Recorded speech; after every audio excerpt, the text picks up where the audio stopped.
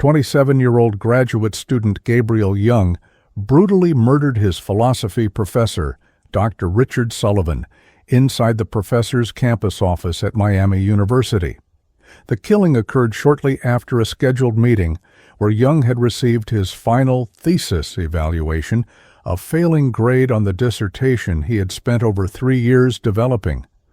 Multiple witnesses reported hearing shouting from Dr. Sullivan's office, followed by several loud thuds, and then an eerie silence that settled over the philosophy department's normally bustling hallway. The murder weapon was identified as a heavy brass desk ornament, a replica of Rodin's The Thinker, that Dr. Sullivan had received as an award for academic excellence years earlier, now used to bludgeon him repeatedly until he stopped moving. Before we continue with this case, I'd love for you to subscribe to our channel if you haven't already, and let us know where you're watching from in the comments below.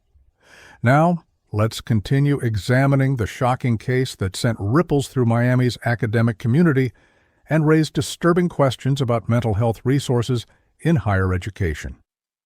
What made this case immediately unusual was Gabriel Young's behavior in the aftermath of the killing. Instead of fleeing the scene or attempting to hide evidence, Young simply sat down in the blood-spattered visitor's chair across from his professor's desk and waited. He made no attempt to clean the victim's blood from his hands or clothing. When a teaching assistant knocked on the door 15 minutes later, Young calmly called for them to enter. The horrified assistant found Young sitting quietly beside Dr. Sullivan's body, the murder weapon placed neatly on the desk between them, as if it were simply another academic prop for discussion. The first responding campus security officer, Marcus Johnson, described the scene as the most chilling display of calm after violence he had ever witnessed. Young offered no resistance when campus security detained him, even correcting them on proper restraint techniques when they initially applied handcuffs incorrectly. He volunteered a full confession before any Miranda rights were read or formal questioning began. Johnson's incident report noted that Young's primary concern seemed to be ensuring that authorities understood exactly what he had done and why he had done it, rather than seeking any form of escape or leniency. Miami-Dade police arrived within 12 minutes of the initial emergency call, securing the crime scene and formally taking Gabriel Young into custody. Detective Benjamin Price, who would later become the lead investigator on the case, recalled his first impression of Young as unnervingly placid, like someone who had just completed a satisfying task rather than committed a brutal homicide. Young immediately informed Detective Price that he had killed Dr. Sullivan because the professor had failed his doctoral thesis, adding that he had no regrets and that he was prepared to accept the full consequences of his actions. His demeanor was described by multiple officers as cooperative to the point of being eager to provide details, a behavior pattern that would continue throughout the investigation and subsequent trial. The crime scene itself told a story of explosive violence followed by calculated composure. Blood spatter analysis indicated that the initial attack had been frenzied and powerful, with Dr. Sullivan likely unconscious after the second or third blow. The remaining impacts, investigators would later determine there were 11 in total, suggested a methodical finishing of the job rather than an uncontrolled rage. Young had then carefully placed the murder weapon on the desk, wiped his fingerprints from the door handle using a tissue from Sullivan's desk, though he made no attempt to remove his prints from the weapon itself, and positioned himself in the visitor's chair to await discovery. This peculiar blend of impulsive violence and meticulous aftermath would become one of the many psychological puzzles for experts to unravel. News of the murder spread quickly across the Miami University campus, with classes canceled and crisis counselors brought in to help students and faculty process the shocking event. The university president issued a statement expressing profound grief and promising a thorough review of campus security protocols. Social media exploded with tributes to Dr. Sullivan and expressions of disbelief that Gabriel Young, described by many as intense but not previously violent, could have committed such an act. The contrast between the sun-drenched beauty of the Miami campus and the darkness of the crime created a dissonance that many struggled to reconcile. The palm trees and Art Deco buildings that typically projected an image of academic paradise now stood as a surreal backdrop to a tragedy that would force the institution to examine its pressure cooker culture. The timing of the murder coincided with the final weeks of the fall semester's thesis submission period, a notoriously stressful time for graduate students across disciplines. Investigators would later learn that Young had already received and ignored 2 deadline extensions for his work. Dr. Sullivan's comments on Young's thesis draft, recovered from the professor's computer, revealed deep concerns about the foundational premises and methodological inconsistencies in Young's work, alongside notes suggesting the professor had tried repeatedly to guide Young toward a salvageable version of his research. These digital breadcrumbs painted a picture not of academic cruelty, but rather of a professor attempting to maintain standards while also showing considerable patience with a struggling student, making the violent response even more difficult to comprehend. As Gabriel Young was processed at Miami-Dade County Jail, he made a statement that would set the tone for the unusual legal journey ahead. "I want the maximum penalty possible, whatever will end this fastest." The booking officer, unsure how to respond to such a declaration, simply continued the intake procedure. Young refused to call an attorney when given the opportunity, stating that he saw no point in defense when guilt is absolute. His mugshot, taken approximately 3 hours after the murder, shows a young man with disheveled brown hair, wire-rimmed glasses slightly askew, and an expression of complete emotional detachment. The image would later appear on news outlets across the country, becoming the face of a case that would challenge conventional understandings of academic pressure, mental health, and the purpose of the criminal justice system. Dr. Richard Sullivan was far more than simply the victim of a sensational campus murder. He was a 58-year-old philosopher whose academic contributions had shaped ethical discourse in American universities for nearly 3 decades. Colleagues described him as brilliant but accessible, demanding but fair, a professor who pushed students to their intellectual limits while remaining deeply invested in their success. His office, which became a crime scene that September day, had always been a sanctuary of intellectual exploration, its walls lined with carefully organized books spanning ancient Greek philosophy to contemporary ethical theory, interspersed with photos of Sullivan with former students who had gone on to distinguished careers. Dr. Sullivan had published 4 books and dozens of peer-reviewed articles, establishing himself as a leading voice in virtue ethics and moral psychology, fields that ironically examined the very nature of human character and moral decision-making. The cruel irony of his death at the hands of a student was not lost on those who knew him best, as Sullivan had dedicated his career to understanding the foundations of ethical behavior. Richard believed fundamentally in the capacity for human reason to overcome our baser instincts, explained Dr. Eleanor Martinez, his colleague of 15 years and chair of the philosophy department. Sullivan had recently been awarded a prestigious grant to study moral reasoning under conditions of extreme stress, a project that would now go unfinished.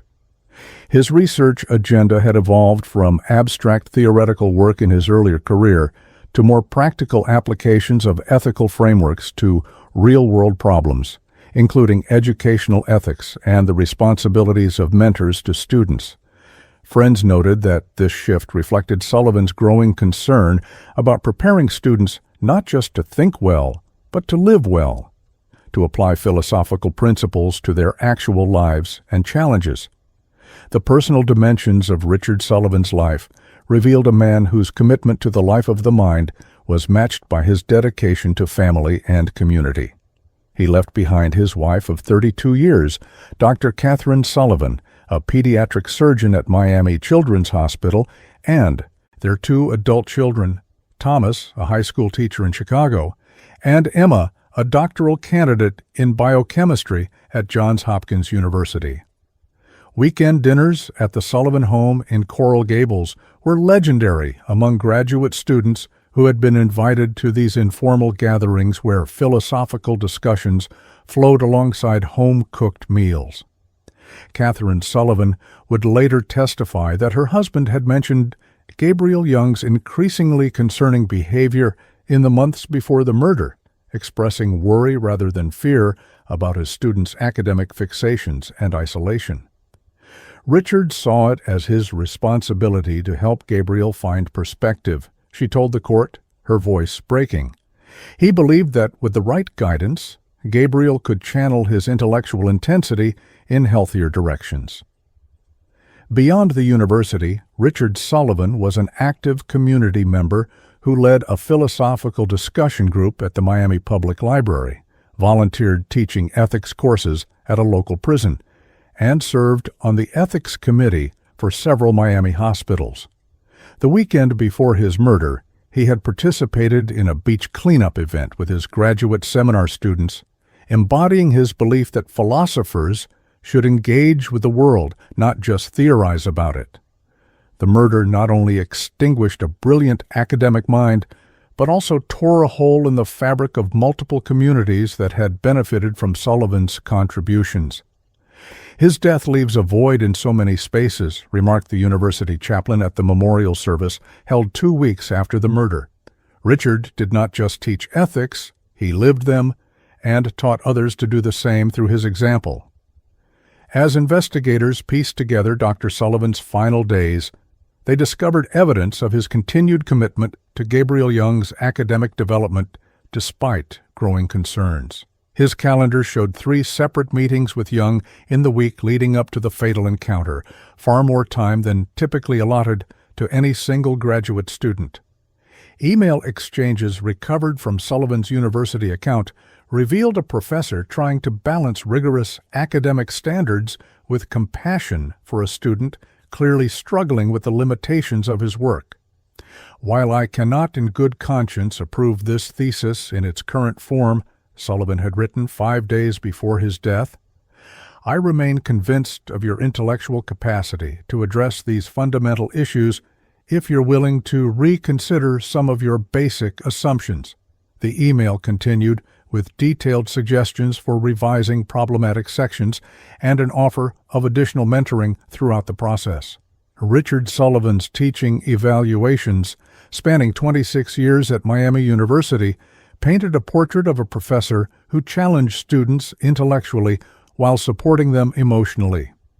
Many former students described him as the most demanding professor they had encountered, but also the most transformative. He never let me get away with lazy thinking, wrote one former student in a social media tribute that went viral after the murder, but he also never let me believe I was incapable of meeting his standards. This combination of high expectations and unwavering support had earned Sullivan the university's Distinguished Teaching Award 3 times during his career. The award committee's citation from his most recent honor noted his rare ability to maintain intellectual rigor while creating a classroom environment where students feel both challenged and respected, a balance that apparently failed catastrophically in his interactions with Gabriel Young. Colleagues in the philosophy department struggled to reconcile the Gabriel Young they knew with the crime he committed. Dr. James Wilson, who had served on Young's thesis committee alongside Sullivan, described Young as intensely serious about his work, sometimes to a fault, but never threatening or volatile. Wilson recalled conversations with Sullivan about Young's thesis, confirming that Sullivan had genuine concerns about the work's quality, but remained committed to helping Young improve it. Richard didn't believe in passing substandard work out of sympathy or fear, Wilson explained. He believed that would be a disservice to the student and to the discipline. This principled stance, maintained even as Young's behavior became increasingly concerning, ultimately cost Sullivan his life, but also exemplified the academic integrity for which he was widely respected. The impact of Richard Sullivan's death extended far beyond the Miami campus, sparking national conversations about academic pressures, mental health in higher education, and the sometimes volatile relationship between mentors and mentees. The American Philosophical Association established a memorial scholarship in Sullivan's name, dedicated to supporting graduate research in ethics. Several academic journals published special issues exploring themes related to his work and legacy. His final book manuscript, found nearly complete on his office computer, was posthumously prepared for publication by colleagues and former students. Titled Living What We Teach, Ethics as Practice, the book became a bestseller in academic circles and was adopted as required reading in many graduate programs, ensuring that Richard Sullivan's intellectual contributions would continue to shape future generations of thinkers despite his untimely death. In the sun-drenched corridors of Miami University's philosophy department, where light typically streams through large windows into spaces of contemplation and discourse, a permanent shadow seemed to fall after Sullivan's murder. His office remained closed for the remainder of the academic year, with a small memorial of flowers and notes persistently appearing outside the door despite administrative attempts to return to normalcy. At his memorial service, held in the university's palm-lined central quadrangle, over 1,000 students, colleagues, friends, and family members gathered to honor his memory. Richard would have wanted us to find meaning in this senseless act, said University President Dr. Maria Rodriguez in her eulogy. He would have challenged us to examine our assumptions about education, mental health, and human nature, and then to use those insights to create positive change. It was a fitting tribute to a man who had spent his life urging others to transform philosophical inquiry into practical wisdom. The 911 call that alerted authorities to Dr. Richard Sullivan's murder came at 3:47 p.m. on September 19, 2018, from teaching assistant Melissa Chen, who had discovered the scene when she arrived to drop off student papers. "Please help. There's been a murder in the philosophy department." Her voice trembled on the recording. "There's a student here. He says he did it. He's just sitting here with the body." The dispatcher calmly instructed Chen to leave the room if possible, while keeping the suspect in sight, advice she followed by stepping into the hallway while maintaining visual contact through the office's partially open door. Chen's testimony would later reveal that Gabriel Young made no threatening moves during this period, instead remaining seated and asking her at one point if she had contacted authorities yet, because they need to know what I've done. This bizarre concern with ensuring his own apprehension would become a defining characteristic of the case, puzzling investigators accustomed to suspects who attempt to evade capture rather than facilitate it. Campus security officers were the first to arrive, securing the scene until Miami-Dade Police Department detectives could take over the investigation. Officer Marcus Johnson's body camera footage, later introduced as evidence, captured the surreal calm of Young's demeanor as he was initially detained. "I killed Dr. Sullivan because he failed my thesis," Young stated clearly to Johnson, his voice steady and devoid of emotion. "I used his award statue. It's on the desk if you need it for evidence." The methodical way Young volunteered information without being prompted struck the responding officers as deeply unsettling, with Johnson later testifying that in 15 years of campus security work, he had never encountered someone so seemingly at peace with having just taken a human life. The preliminary scene assessment confirmed Young's account. Dr. Sullivan had suffered multiple blunt force traumas to the head and upper body, with the bronze statue, now covered in blood and hair, clearly identified as the murder weapon. Detective Benjamin Price arrived at the scene at 4:23 p.m., immediately noting the unusual circumstances in his preliminary report. "Suspect remains at scene, fully cooperative, actively providing details without interrogation, Price wrote in his initial notes. Crime scene appears consistent with suspect's voluntary statement, signs of a brief struggle, followed by multiple blows delivered with significant force. The detective's first impression of Gabriel Young was recorded as calm, articulate, showing no visible signs of remorse or distress. When Price asked Young if he understood the severity of what he had done, Young replied, "Completely. I ended a human life, and I expect to be punished accordingly." This response, delivered with the detached precision of an academic observation rather than the emotional weight such an admission would typically carry, provided the first indication that investigators were dealing with a psychological profile that defied conventional understanding.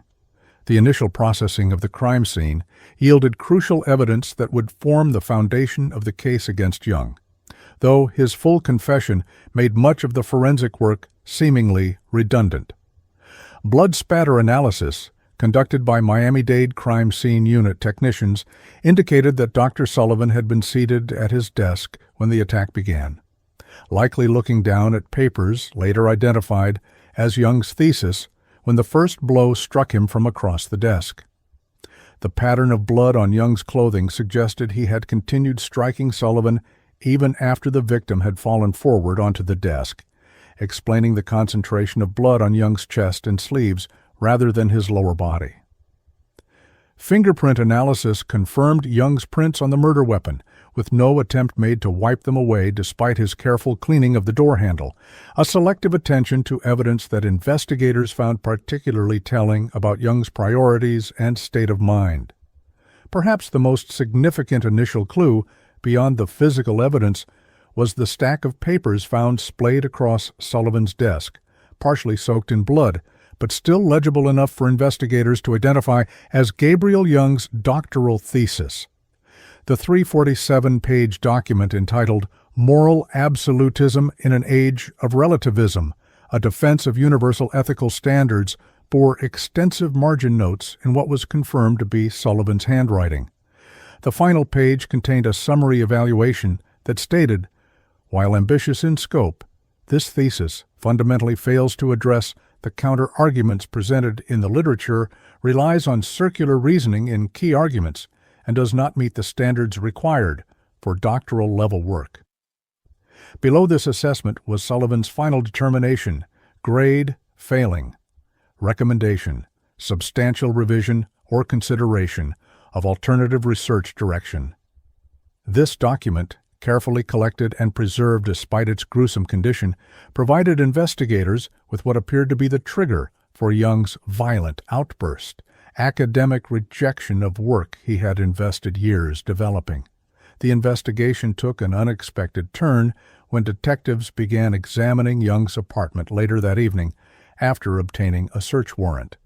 Rather than finding the chaotic living space of someone who had committed an impulsive crime of passion, they discovered an immaculately organized one-bedroom unit with a desk bearing a sealed envelope addressed to investigating authorities. Inside was a typed signed statement in which Young had methodically outlined his intentions to kill Dr. Sullivan, his reasons for doing so, and his desire to accept the full legal consequences of his actions. The 3-page document, dated the day before the murder, explained that Sullivan's rejection of his thesis represented the destruction of years of work and the end of my academic aspirations, which Young claimed justified his response. The existence of this letter transformed the understanding of the crime from a possible impulsive act to a premeditated murder, significantly altering the potential legal charges while raising disturbing questions about Young's mental state and his strange desire for punishment.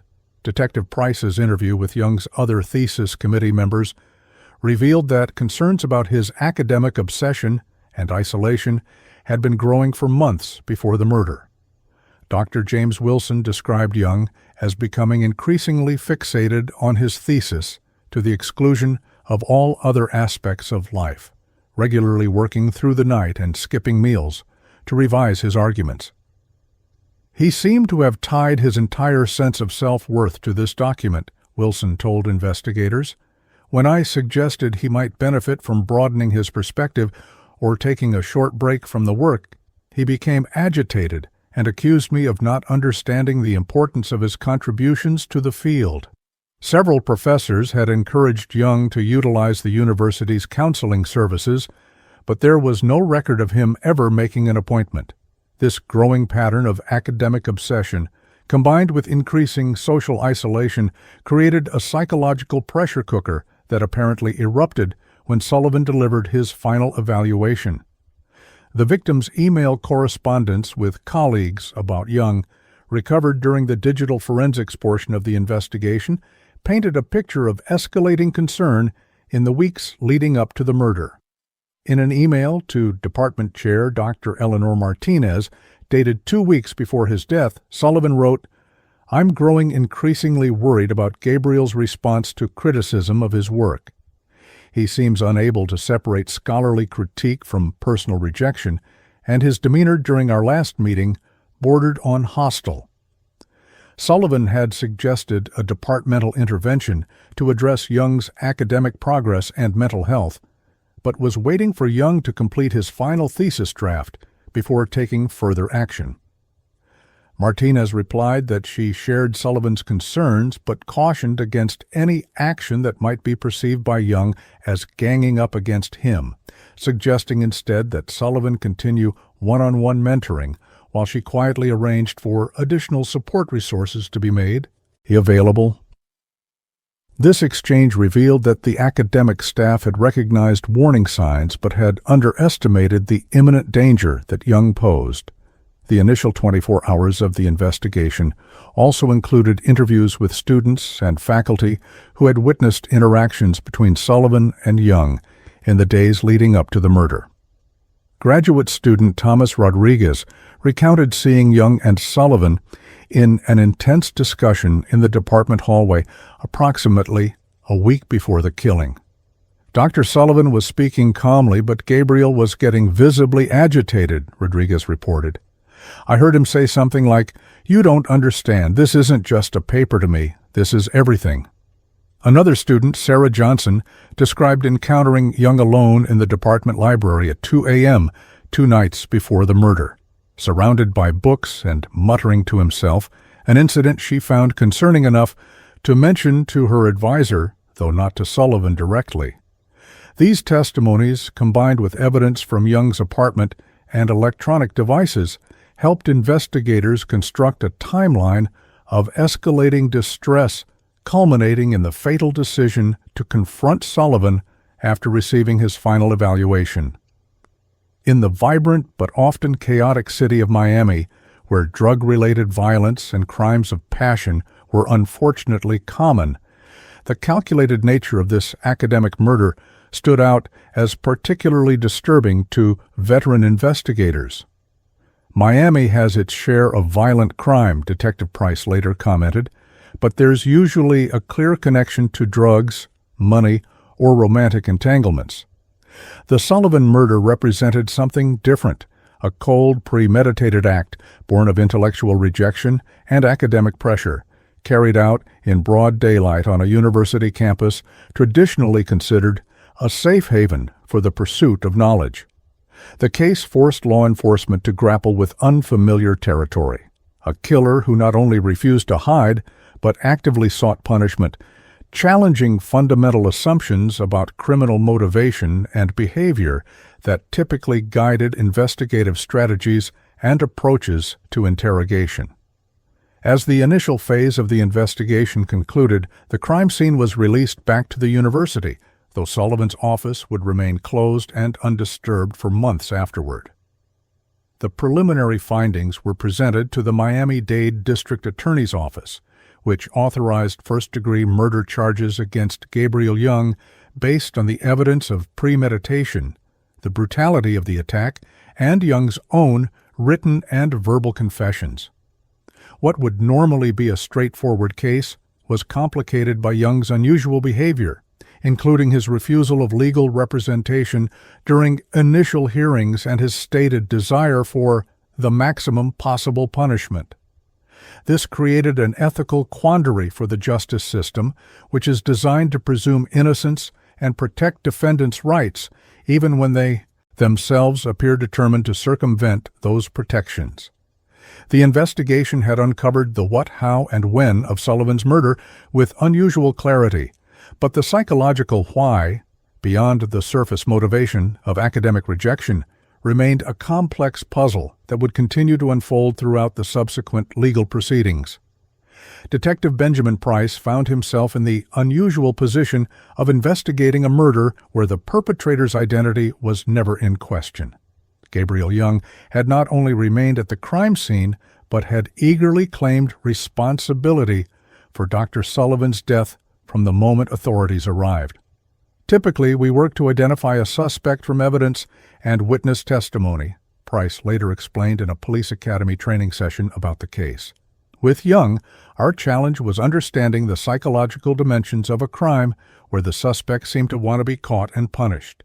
The initial interrogation at Miami-Dade Police Headquarters revealed a suspect who approached his confession with the same methodical precision he had applied to his academic work, providing a chronological account of his actions with detached precision and correcting officers on minor details as if presenting a thesis defense rather than confessing to murder. Young waived his Miranda rights with a disturbing eagerness that prompted Detective Price to stop the initial interview and request a psychological evaluation before proceeding. "I understand my rights completely," Young stated for the record, "and I wish to speak freely without an attorney present. I committed this crime deliberately and accept full responsibility." When Price asked why he was so willing to incriminate himself, Young replied with unnerving clarity, "Because truth matters more than consequences. I killed Dr. Sullivan because he destroyed my academic future, and I want the record to reflect that reality precisely." This philosophical framing of his confession, delivered without apparent emotion or self-preservation instinct, raised immediate red flags about Young's mental state and competency to participate in legal proceedings. The department psychologist who observed the interview noted that Young appeared to be operating under a rigid moral framework divorced from normal emotional responses or survival instincts. The investigation faced a paradoxical challenge, a suspect who provided too much information rather than too little. Young volunteered detailed accounts of his planning process, describing how he had chosen the day of his thesis evaluation deliberately because it would establish the clearest possible connection between Sullivan's rejection of my work and the consequences of that rejection. He explained that he had selected Sullivan's award statue as the murder weapon because it represented the academic prestige system that was being used to exclude me. These calculated symbolic elements suggested a mind that remained highly organized and capable of complex reasoning, despite having committed an extreme act of violence.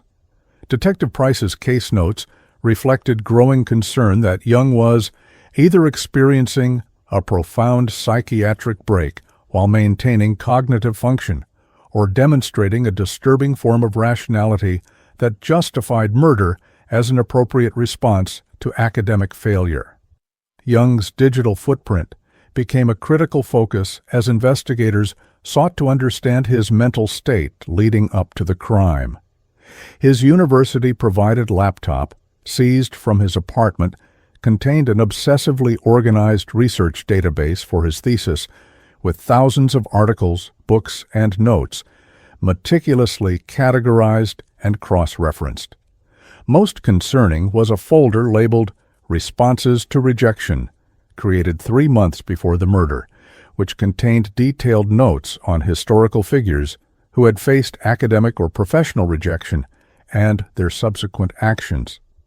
The folder included extensive research on other cases where students had attacked professors, with Young's analytical notes assessing the effectiveness of various approaches.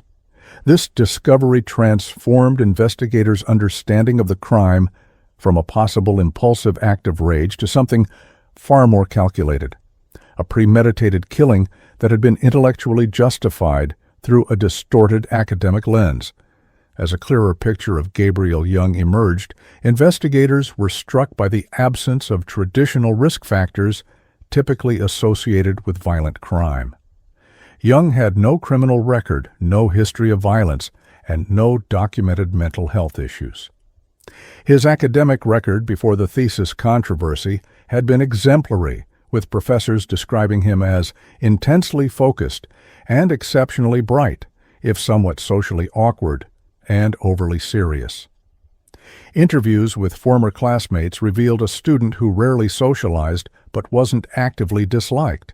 He simply existed on the periphery of the graduate student community, increasingly absorbed in his thesis work to the exclusion of normal social interaction.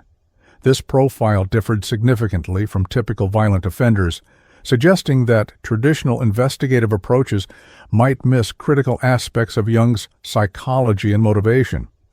The turning point in understanding Young's peculiar behavior came during his second formal interview, conducted with a forensic psychiatrist present at Detective Price's request. When asked directly why he had chosen to stay at the crime scene rather than attempt to escape, Young provided an answer that would become central to the case's psychological profile. Escaping would defeat the purpose.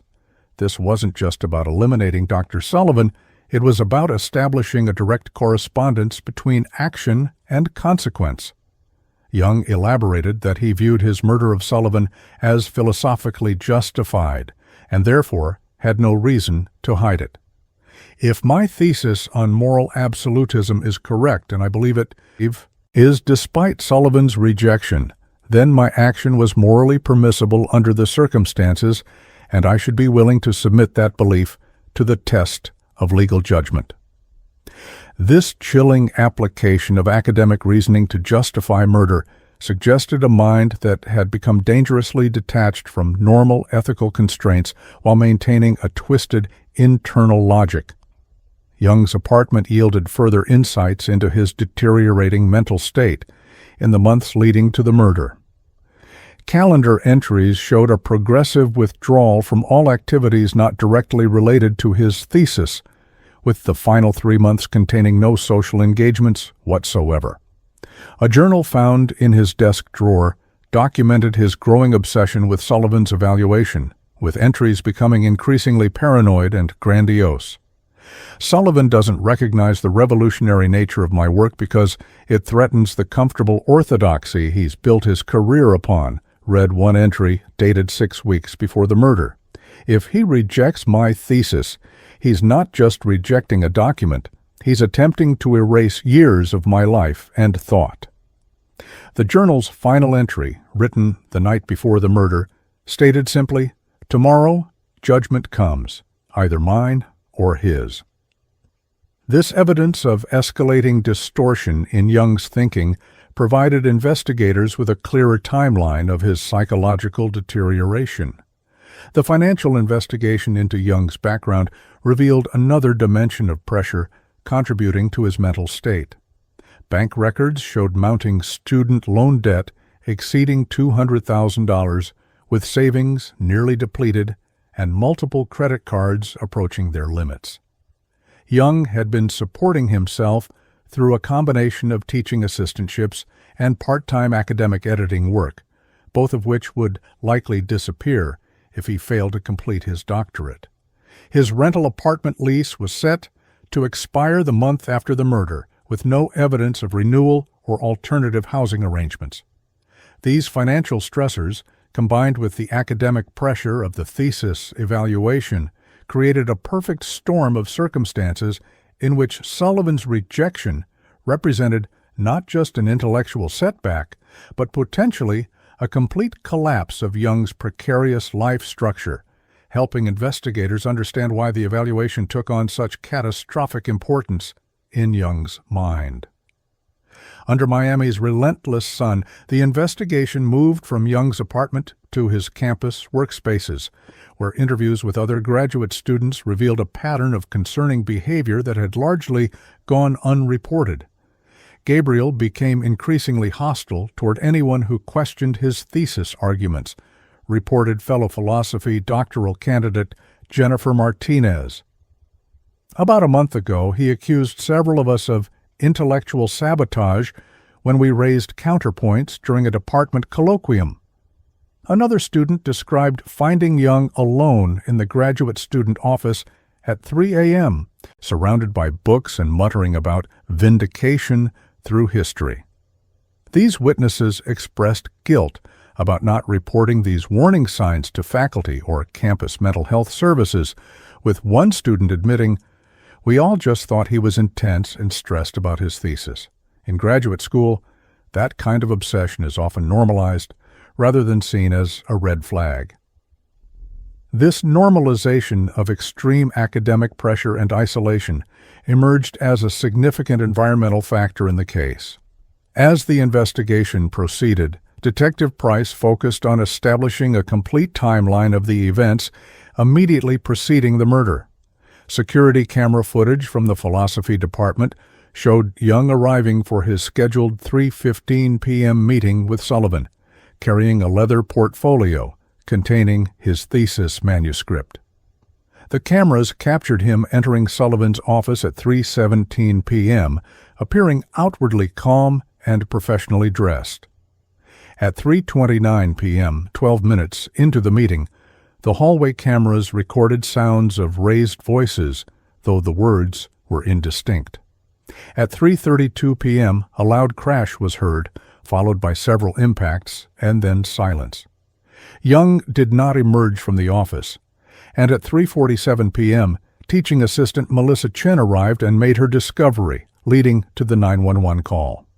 This precise timeline, combined with forensic evidence from the scene, allowed investigators to determine that Young had spent approximately 15 minutes alone with Sullivan's body before Chen's arrival, time he used not to escape or hide evidence, but apparently to compose himself and wait for the consequences he seemed to actively desire.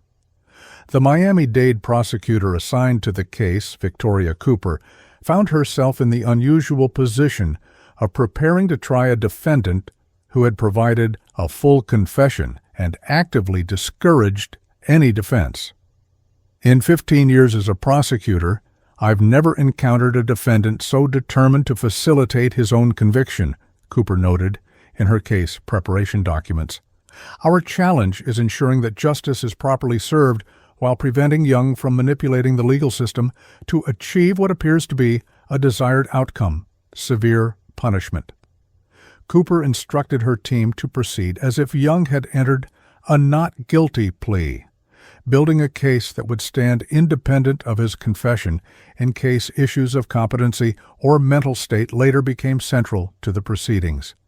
This methodical approach, treating Young's cooperative behavior as potentially part of his pathology rather than a simplification of the legal process, reflected the complex ethical questions his case presented to the justice system operating in Miami's politically charged legal environment.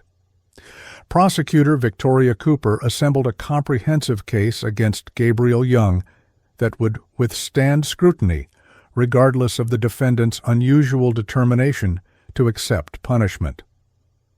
"We need to build this case as if he were fighting it every step of the way," Cooper instructed her team during their first strategy session in her office overlooking Miami's gleaming downtown skyline. The foundation of the prosecution's case was Young's failed thesis, recovered from both his laptop and Sullivan's office computer, along with Sullivan's detailed notes and final evaluation. Forensic document specialists carefully preserved and digitized the blood-stained physical copy found on Sullivan's desk, which became one of the most powerful pieces of evidence not just for establishing motive, but for illustrating the psychological breaking point that triggered the violence. Sullivan's final comments, highlighted by the prosecution, included phrases like fundamental logical fallacies, circular reasoning, and failure to address counter-arguments, professional criticisms that appeared to have shattered Young's self-concept as an academic. The prosecution team worked closely with campus security to compile a comprehensive surveillance record of Young's movements in the weeks leading up to the murder. Camera footage showed increasing frequency of late-night visits to the philosophy department, with Young often remaining in the building until the early morning hours. His interactions with other students visibly decreased over this period, with body language experts noting a progressive shift in his demeanor from engaged academic discussion to tense, defensive posturing.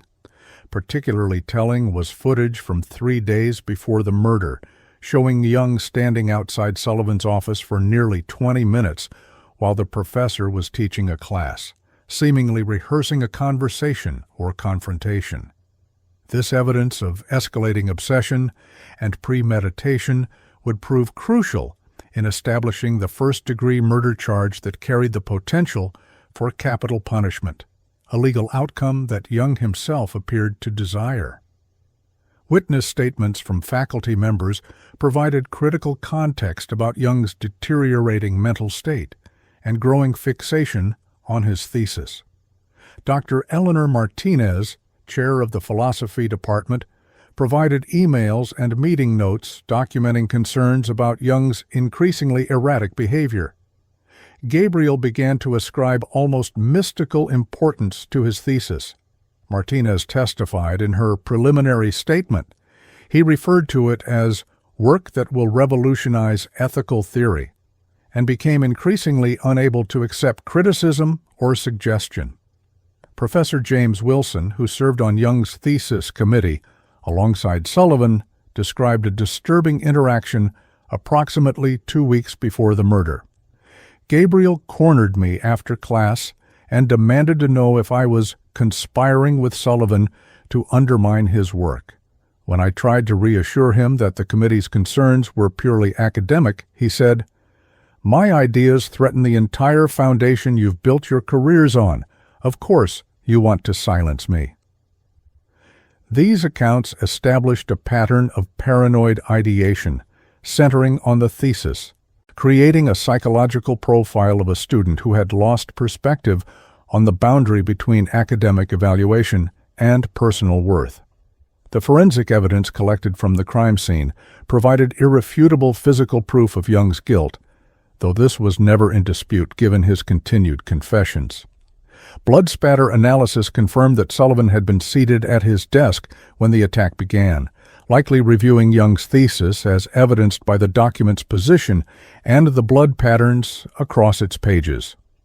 The murder weapon, the heavy bronze statue of Rodin's The Thinker, bore Young's fingerprints in a pattern consistent with multiple gripping and striking motions, corroborating his account of delivering multiple blows.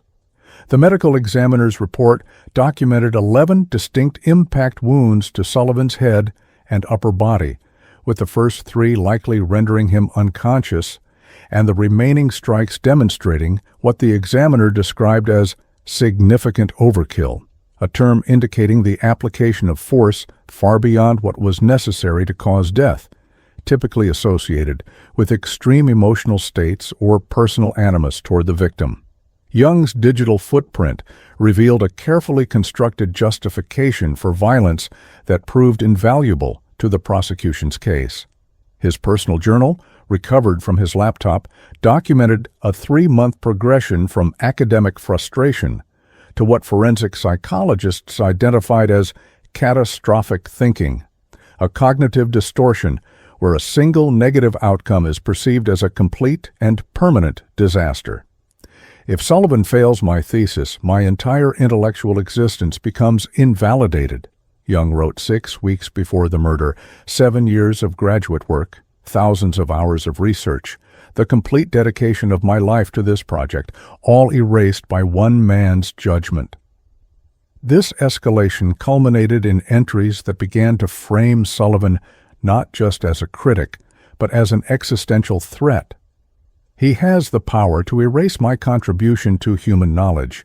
Does one man deserve that much power over another's life's work? These digital breadcrumbs established not only premeditation, but also the disturbing rationalization process that allowed Young to transform academic rejection into justification for homicide. The prosecution faced a unique challenge in building a case against a defendant who actively undermined potential defenses that might mitigate his culpability. Young repeatedly rejected suggestions from court-appointed counsel to pursue an insanity defense or to present evidence of diminished capacity, insisting instead on his rational decision-making and full moral responsibility for the crime. Gabriel actively sabotages attempts to contextualize his actions within a mental health framework, noted forensic psychiatrist Dr. Rebecca Chen in her evaluation report for the court. He presents his decision to kill Dr. Sullivan as the product of logical reasoning rather than emotional disturbance, though this logic itself demonstrates profound distortion in his thinking. This created an ethical dilemma for the prosecution: how to acknowledge the obvious mental health components of the case while respecting Young's autonomous rejection of a mental illness narrative, particularly when that rejection seemed potentially symptomatic of the very distortions that contributed to the crime. The prosecution's case was strengthened by testimony from Young's fellow graduate students, who described his progressive isolation and increasingly troubling statements about his thesis and Dr. Sullivan. Sarah Johnson, a third-year doctoral candidate who shared teaching assistant duties with Young, recalled a conversation approximately 1 month before the murder. Gabriel told me that Sullivan didn't understand the significance of his work because mediocre minds can't recognize true innovation. When I suggested he might need to better explain his ideas to the committee, he said, "There are consequences to suppressing important ideas. History proves that." Another student, Michael Chen, described Young's reaction to preliminary feedback on a thesis chapter. He became fixated on the idea that Sullivan was deliberately misunderstanding his arguments. He said something like, "If someone intentionally destroys years of your work, what's the proportionate response?" At the time, I thought it was just rhetorical frustration, but in hindsight, he was working through a justification for violence. Victoria Cooper recognized that Young's unusual behavior extended beyond his confession to his apparent desire for the death penalty, a preference that created complex legal and ethical questions for her team. "We have a defendant who seems to be using the justice system as a means to suicide," Cooper observed in a meeting with her senior staff. Florida law prohibited prosecutors from seeking the death penalty solely based on a defendant's request, requiring instead that the decision be based on the nature of the crime and statutory aggravating factors. The murder of Dr. Sullivan potentially qualified under Florida's capital punishment statute due to its premeditated nature and the particular cruelty evidenced by the multiple blows delivered after the victim was already incapacitated. Cooper directed her team to evaluate the case on its merits independent of Young's stated preferences, while recognizing that his apparent desire for execution might itself be evidence of continuing mental instability requiring intervention rather than accommodation. The prosecution's case benefited from an unexpected source, Young's academic work itself. Analysis of his thesis by independent philosophers brought in as consultants revealed a document that began with conventional academic arguments but progressively developed a rigid moral framework that justified extreme responses to perceived intellectual suppression. The final chapters demonstrate a concerning shift from academic discourse to something resembling a manifesto, noted Dr. Thomas Reynolds, professor of philosophy at Columbia University, in his analysis for the prosecution. Young's thesis gradually constructs a moral universe in which the suppression of ideas is framed as violence against the thinker, which then logically permits proportionate physical response under his own ethical framework. This analysis suggested that Young's thesis itself documented his psychological deterioration and the construction of the belief system that ultimately justified murder in his mind, transforming what might have appeared to be a sudden breakdown into evidence of a long-developing pathology that culminated in violence. In the sun-drenched Miami courtroom where preliminary hearings were held, the prosecution presented a motion for a comprehensive psychological evaluation of Young, despite his objections. The state has an interest in ensuring that justice is served through due process involving a defendant who fully understands the proceedings and their consequences, Cooper argued before Judge Raymond Martinez. Young's court-appointed attorney, David Cohen, found himself in the unusual position of opposing his client's wishes by supporting the prosecution's motion. My client instructs me to oppose any psychological evaluation as unnecessary, but I believe such an evaluation is essential to his receiving proper representation, Cohen stated for the record. Judge Martinez granted the motion, ordering a 30-day evaluation at a secure psychiatric facility before proceeding further. Young's visible frustration at this delay in the courtroom, what he characterized as procedural obstruction of justice, further convinced the prosecution team of the necessity of thoroughly understanding his psychological state before proceeding with a capital case against a defendant who seemed determined to orchestrate his own execution. Gabriel Young's formal arrest occurred within minutes of police arriving at the murder scene, though the procedural aspects were anything but typical. Detective Benjamin Price, a 20-year veteran of the Miami-Dade Police Department, recalled the surreal nature of Young's processing. Most murder suspects fight arrest, or at least show fear or distress. Young corrected an officer on the proper procedure for handcuffing and asked if he could retrieve his thesis manuscript as evidence since it established motive. The initial arrest report noted Young's cooperative to the point of eagerness demeanor and his immediate unprompted confession. At the precinct, booking officers observed that Young appeared more concerned with ensuring his statement was properly recorded than with securing legal representation or understanding the charges against him. When informed he was being charged with first-degree murder, Young nodded and said, "That's appropriate given the premeditated nature of my actions," a response that officers found deeply unsettling in both its calm acceptance and its clinical precision. The formal interrogation began at 7:15 p.m. on the evening of the murder, following Young's processing, and after he had twice waived his Miranda rights, once at the scene and again at the station. Detective Price made the unusual decision to have a forensic psychiatrist, Dr. Rebecca Chen, observe the questioning, concerned that Young's behavior suggested serious mental health issues that might affect the admissibility of his statements. The interview room's recording captured Young sitting perfectly still, maintaining direct eye contact and speaking in measured, articulate sentences that betrayed no emotion, despite the gravity of his situation.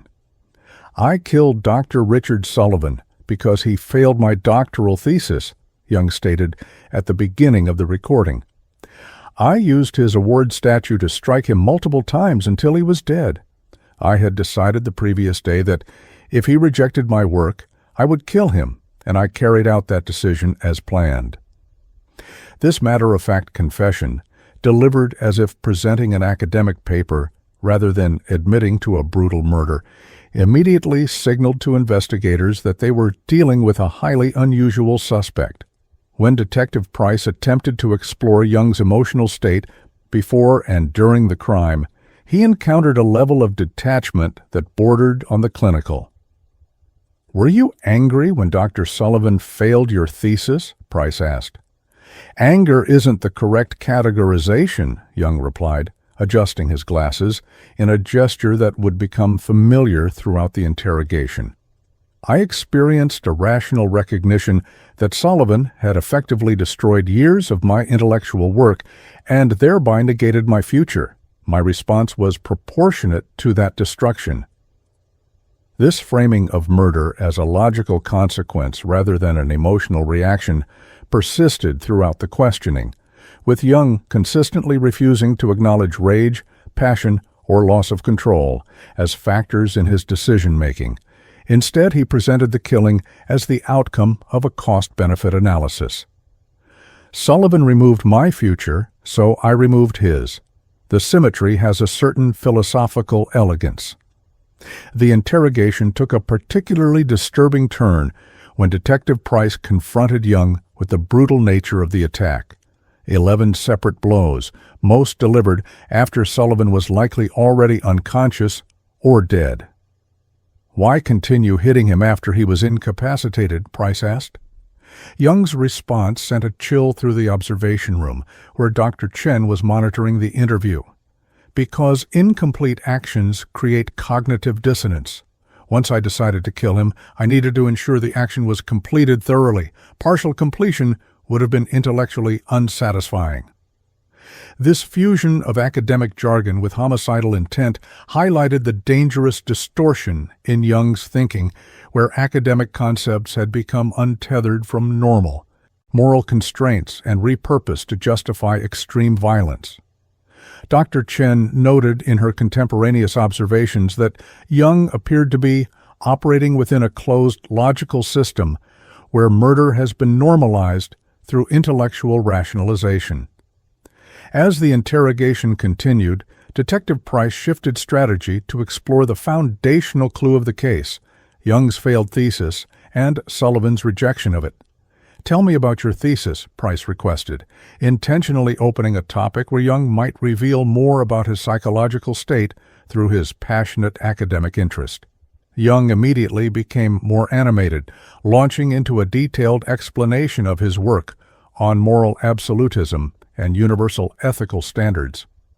"My thesis demonstrates that certain moral principles are non-negotiable across all cultural and historical contexts," he explained with evident pride. Sullivan claimed my arguments were circular and failed to address key counterpoints, but he was fundamentally misrepresenting my position. For nearly 40 minutes, Young expounded on his philosophical framework, increasingly portraying Sullivan as intellectually dishonest and determined to undermine work that challenged his own published positions. This segment of the interrogation revealed the deep personal investment Young had placed in his thesis and the catastrophic impact its rejection had on his sense of identity and purpose. The most chilling moment of the interrogation came when Detective Price directly confronted Young about his decision to remain at the crime scene rather than attempt to escape. "I stayed because I wanted to be held accountable," Young stated with unsettling clarity. "I'm not interested in evading consequences, quite the opposite. I want the system to function exactly as designed in cases of premeditated murder." When Price asked what outcome Young expected from the legal process, his answer confirmed the investigators' growing suspicion about his ultimate goal. "Florida is a capital punishment state. I've committed a premeditated murder for which I am claiming full responsibility. I expect and want the maximum penalty available under law." This explicit articulation of a desire for state-sanctioned execution transformed the interview from a standard murder confession to something far more complex, a defendant potentially attempting to use the criminal justice system as a mechanism for suicide, raising profound ethical questions for everyone involved in the case. Young's court-appointed defense attorney, David Cohen, arrived at the police station approximately 2 hours into the interrogation and requested immediate access to his client. The recorded interaction between Young and Cohen revealed the defense lawyer's growing alarm at Young's approach to his own case. "Mr. Young, I strongly advise you to stop speaking with the police immediately," Cohen stated upon entering the interview room. Young's response was immediate and firm. "I've waived my rights intentionally and will continue to cooperate fully with the investigation." When Cohen attempted to explain the potential consequences of this strategy, particularly regarding capital punishment, Young interrupted. "I'm fully aware of the consequences. That's precisely why I'm being cooperative." Cohen's visible frustration as he realized his client was actively working against his own legal interests was noted by Detective Price, who later testified that this was the moment he became convinced that Young's case would present unprecedented challenges for both the prosecution and defense as it moved through the justice system. Following Cohen's arrival, Young agreed to a brief pause in the interrogation to speak privately with his attorney, though he made it clear he intended to continue providing information afterward. The recording resumed 45 minutes later, with Cohen present but visibly uncomfortable as Young proceeded to offer additional incriminating details without prompting. I purchased the notebook in which I outlined my contingency plans for Sullivan's rejection approximately 1 month before our final meeting, Young volunteered, directly establishing premeditation.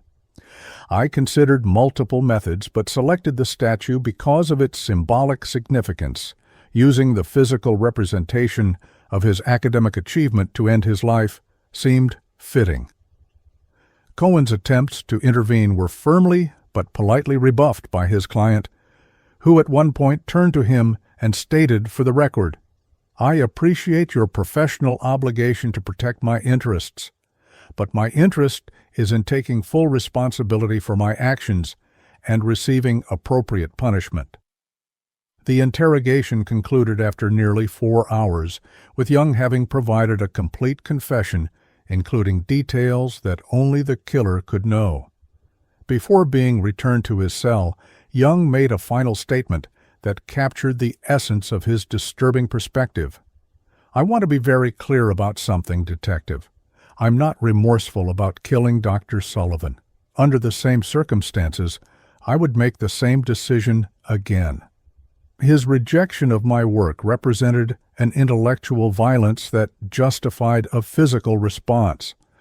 I expect the state to now exercise its legitimate power to punish me accordingly. This statement, delivered with the same calm precision that had characterized the entire interrogation, would later be played for the jury as evidence of both Young's premeditation and his continuing belief in the righteousness of his actions, factors that would significantly influence the eventual outcome of his trial. In Miami-Dade County Jail's Psychiatric Observation Unit, where Young was placed following the interrogation, correctional officers noted his unusual adaptation to incarceration. Unlike most new inmates, Young displayed no anxiety, fear, or distress about his confinement. Inmate accepts all instructions without complaint and maintains a rigid daily schedule of his own creation, one officer's report stated. Spends most time writing in a journal provided by his attorney, refuses all recreational opportunities, and expresses satisfaction with the procedural correctness of his situation. When asked by a jail psychiatrist about his emotional response to killing someone and facing potential execution, Young reportedly replied, "I feel intellectually vindicated. The symmetry of the situation is satisfying. One life taken, one life forfeit. It's philosophically elegant." This response reinforced concerns about Young's profound detachment from normal human emotional reactions to violence and death, suggesting a psychological abnormality that would become central to both the legal and ethical questions surrounding his case. The Miami-Dade County Courthouse stood as a stark, modernist contrast to the Art Deco buildings that defined much of the city's architectural character, its concrete and glass facade projecting an appropriate gravity for the proceedings about to unfold within. On February 4, 2019, nearly 5 months after Dr. Richard Sullivan's murder, the state of Florida vs. Gabriel Young began amid unusual public interest for an academic-related crime. The courtroom was filled to capacity, with graduate students, professors, and journalists occupying every available seat. Judge Raymond Martinez, known for his methodical approach and strict courtroom management, opened proceedings with a stern warning about maintaining decorum given the case's sensitive nature. The academic context of this case does not diminish the gravity of the crime alleged, Martinez stated for the record.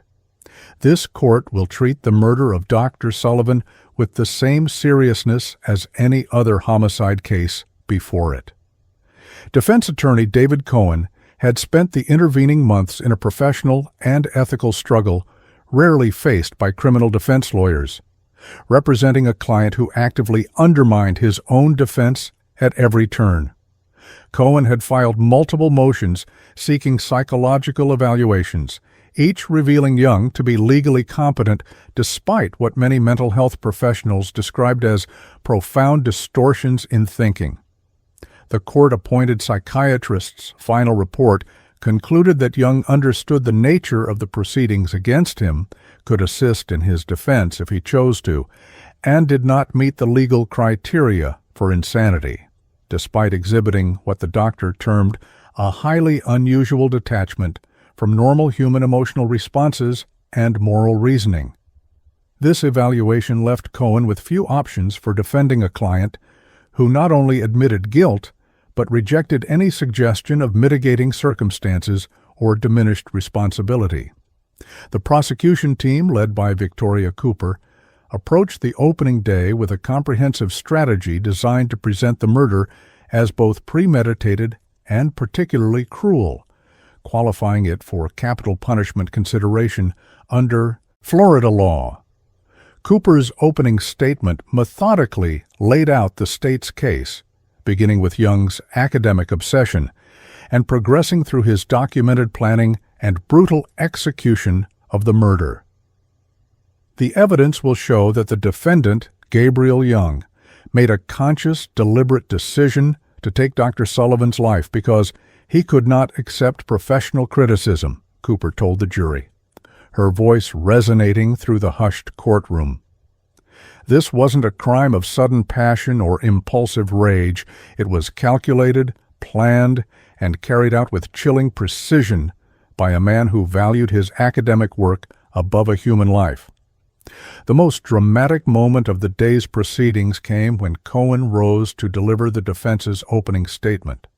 "Your Honor, my client instructs me to waive opening statements and enter a guilty plea to all charges," Cohen announced, causing a ripple of murmurs throughout the courtroom.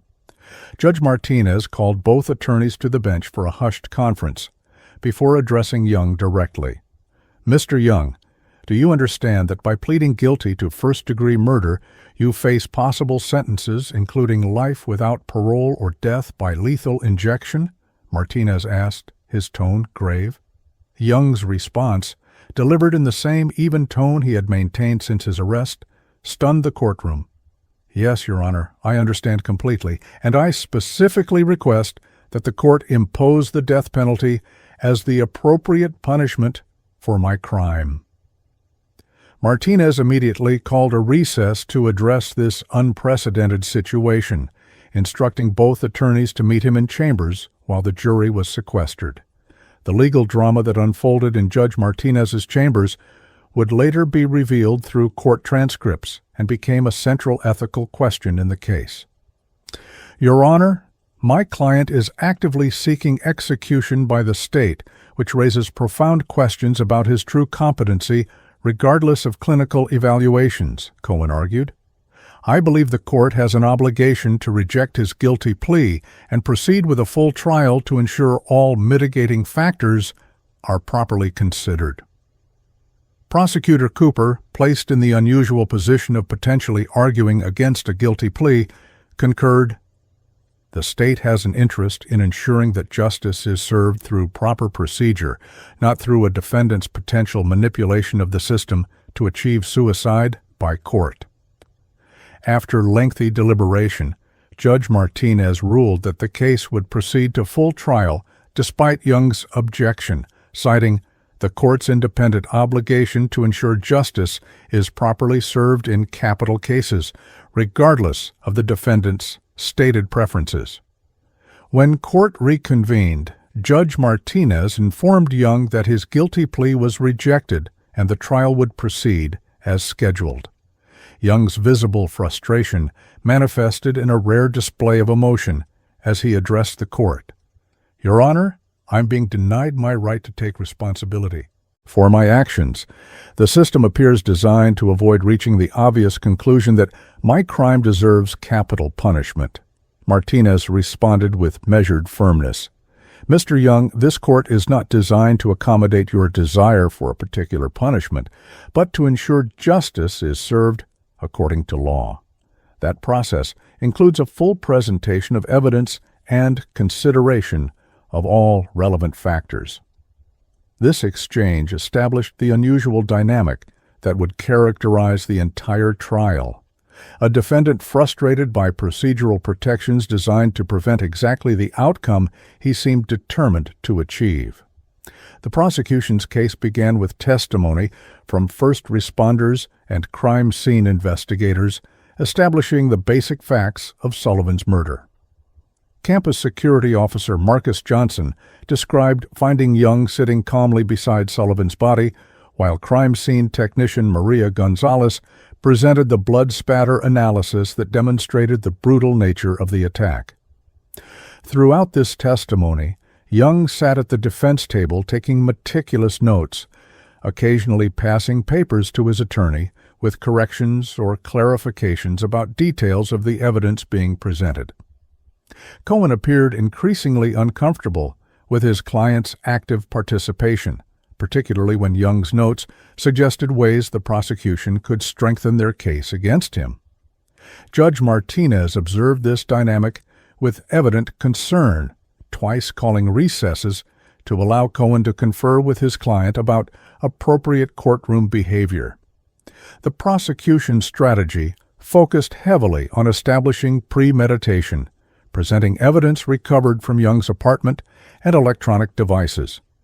Digital forensics expert Dr. Jason Park testified about the responses to rejection folder found on Young's laptop, displaying for the jury Young's research into other cases of academic violence and his notes analyzing their effectiveness. Park also presented Young's journal entries documenting his deteriorating mental state and growing fixation on Sullivan's evaluation of his thesis. The digital evidence shows a progressive narrowing of focus over approximately 3 months, Park testified. The defendant's electronic activities became increasingly centered on his thesis and Dr. Sullivan's role in evaluating it, with other interests and activities dropping away entirely. This testimony established not just premeditation, but a concerning pattern of obsession that transformed an academic relationship into a fatal fixation. The courtroom dynamics took an unusual turn when Dr. Eleanor Martinez, chair of the philosophy department, took the stand to testify about the academic context of the crime. During direct examination, Martinez explained the normal procedures for doctoral thesis evaluation and the options available to students whose work was rejected. A failing grade on a thesis draft is not the end of the academic road, she explained. Students typically revise and resubmit, sometimes multiple times. Dr. Sullivan had actually offered Gabriel extensive feedback and additional mentoring to help him address the problems in his work. During cross-examination, Cohen attempted to explore whether the department had recognized warning signs of Young's deteriorating mental state, but found his own client objecting through written notes. Young's insistence that his actions were rational rather than the result of mental illness repeatedly undermined Cohen's attempts to build a diminished capacity argument, creating visible tension between attorney and client that did not go unnoticed by the jury. The prosecution's presentation of the murder weapon, the blood-stained bronze statue of Rodin's The Thinker, created one of the trial's most powerful moments. As the evidence was displayed to the jury, several members visibly recoiled at the dried blood still visible in the crevices of the sculpture despite forensic cleaning.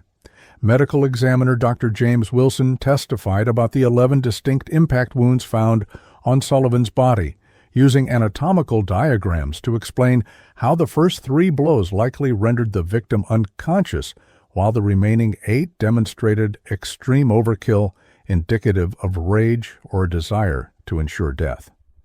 Throughout this graphic testimony, Young remained impassive, taking notes and occasionally nodding in apparent agreement with the medical findings. This disconnect between the brutal nature of the evidence being presented and Young's clinical detachment created a disturbing atmosphere in the courtroom that prosecutors would later reference as evidence of his abnormal psychological state. As the first week of trial concluded, the prosecution had established a compelling case for premeditated murder supported by physical evidence, digital forensics, and eyewitness testimony. However, the most damaging evidence against Young came from his own mouth, as prosecutor Victoria Cooper played the full video of his police interrogation for the jury. For nearly 4 hours, jurors watched Young calmly confess to murder, explain his reasoning, and express his desire for capital punishment. During the video presentation, several jurors looked away from the screen to study Young's current demeanor, finding the same detached precision they observed in the recording. When the video concluded with Young's statement that he would make the same decision again under similar circumstances, a palpable tension filled the courtroom. The prosecution had not just proven that Young had killed Sullivan, but had established that he remained convinced of the rightness of his actions months later, a factor that would heavily influence the eventual sentencing decision. Judge Martinez concluded the week by addressing several unusual motions filed by Young himself, despite having legal representation. Young had submitted requests to dismiss his attorney, to be allowed to testify without cross-examination, and to directly address the jury about his desire for the death penalty, all of which Martinez denied. Mr. Young, while you have the right to effective representation and to testify in your own defense if you choose, you do not have the right to dictate the procedural rules of this court, Martinez explained firmly. This trial will proceed according to established legal protocols, regardless of your personal preferences regarding the outcome. As court adjourned for the weekend, legal observers noted the extraordinary challenge facing both the prosecution and defense. How to ensure justice in a case where the defendant actively sought the maximum punishment, potentially transforming the criminal justice system from an arbiter of appropriate consequences into an instrument of suicide for a deeply disturbed but legally competent individual. The second week of Gabriel Young's trial began with the prosecution calling Dr. Rebecca Chen, the forensic psychiatrist who had observed Young's initial interrogation and conducted subsequent evaluations. Dr. Chen's testimony would prove crucial in helping the jury understand the psychological dimensions of the crime while navigating the complex legal distinction between mental illness and legal insanity. Mr. Young presents with what I would characterize as a severe personality disorder with paranoid and narcissistic features, Chen testified, her measured tone lending gravity to her professional assessment. He has constructed an internal logical framework where murdering Dr. Sullivan was justified as a proportionate response to academic rejection. While this reasoning is profoundly distorted, Mr. Young maintains the cognitive capacity to understand the wrongfulness of his actions according to societal standards. He simply rejects those standards in favor of his own moral framework. This testimony established that Young, despite his disturbed thinking, did not meet Florida's legal criteria for insanity, which required an inability to distinguish right from wrong or understand the nature of one's actions. Dr. Chen's testimony took a particularly significant turn when prosecutor Victoria Cooper asked about Young's desire for the death penalty. In my professional opinion, Mr. Young's active pursuit of execution represents a convergence of several psychological factors, Chen explained to the riveted courtroom. First, there's a philosophical consistency. Having justified killing as an appropriate response to his perceived injury, he accepts death as a logical consequence of his actions.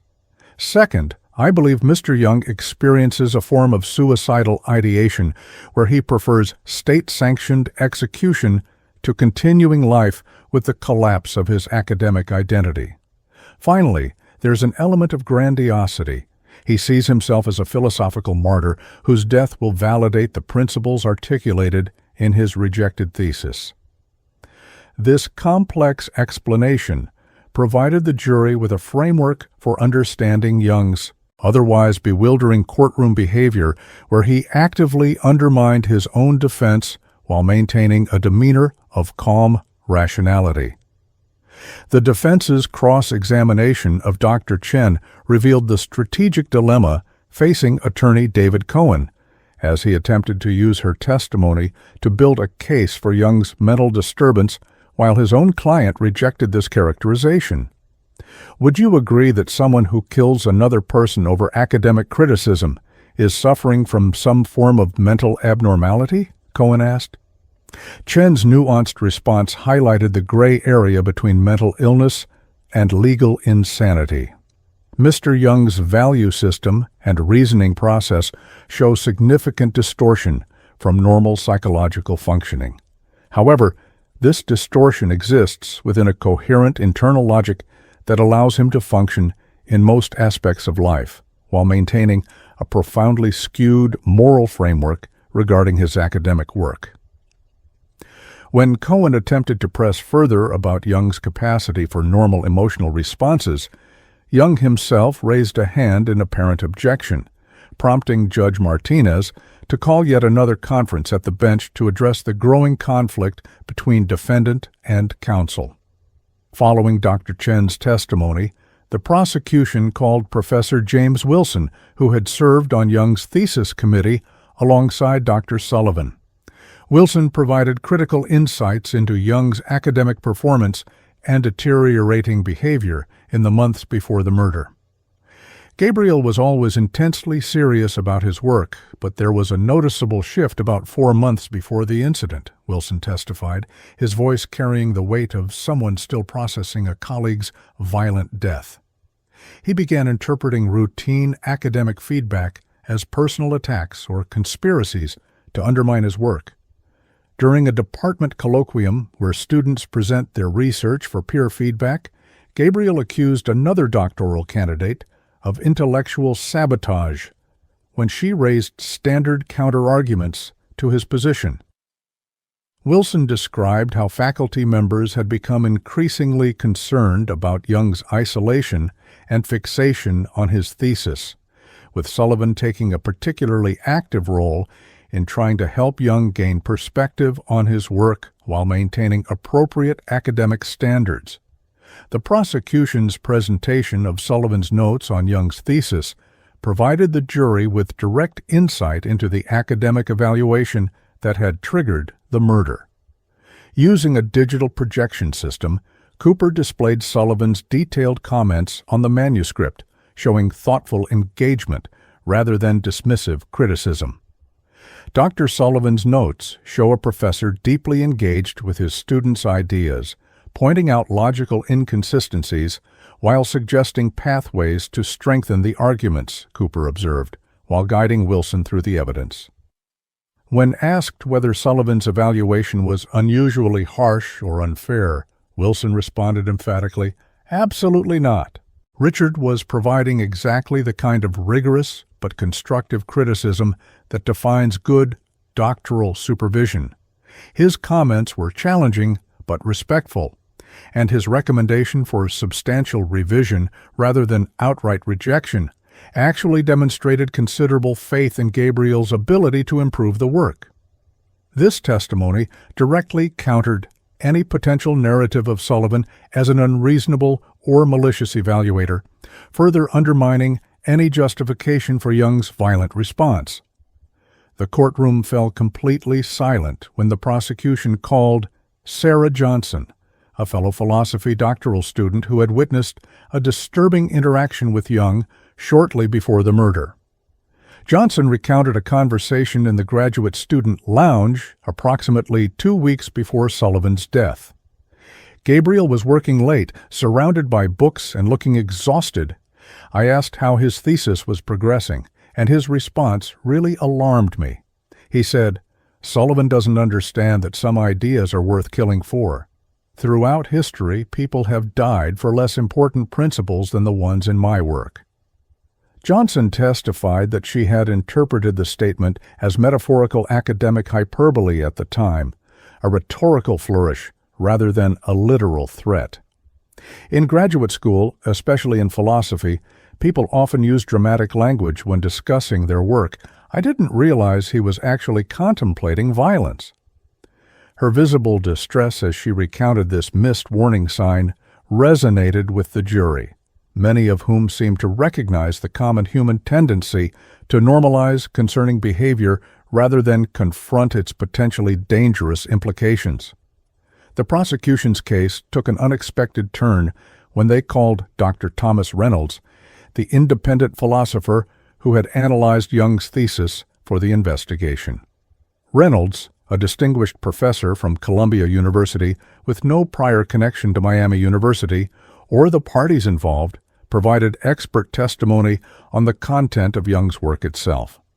What makes this thesis document particularly relevant to understanding the crime is its progressive development of a moral framework that could justify violence, Reynolds explained, using slides to highlight key passages from Jung's writing.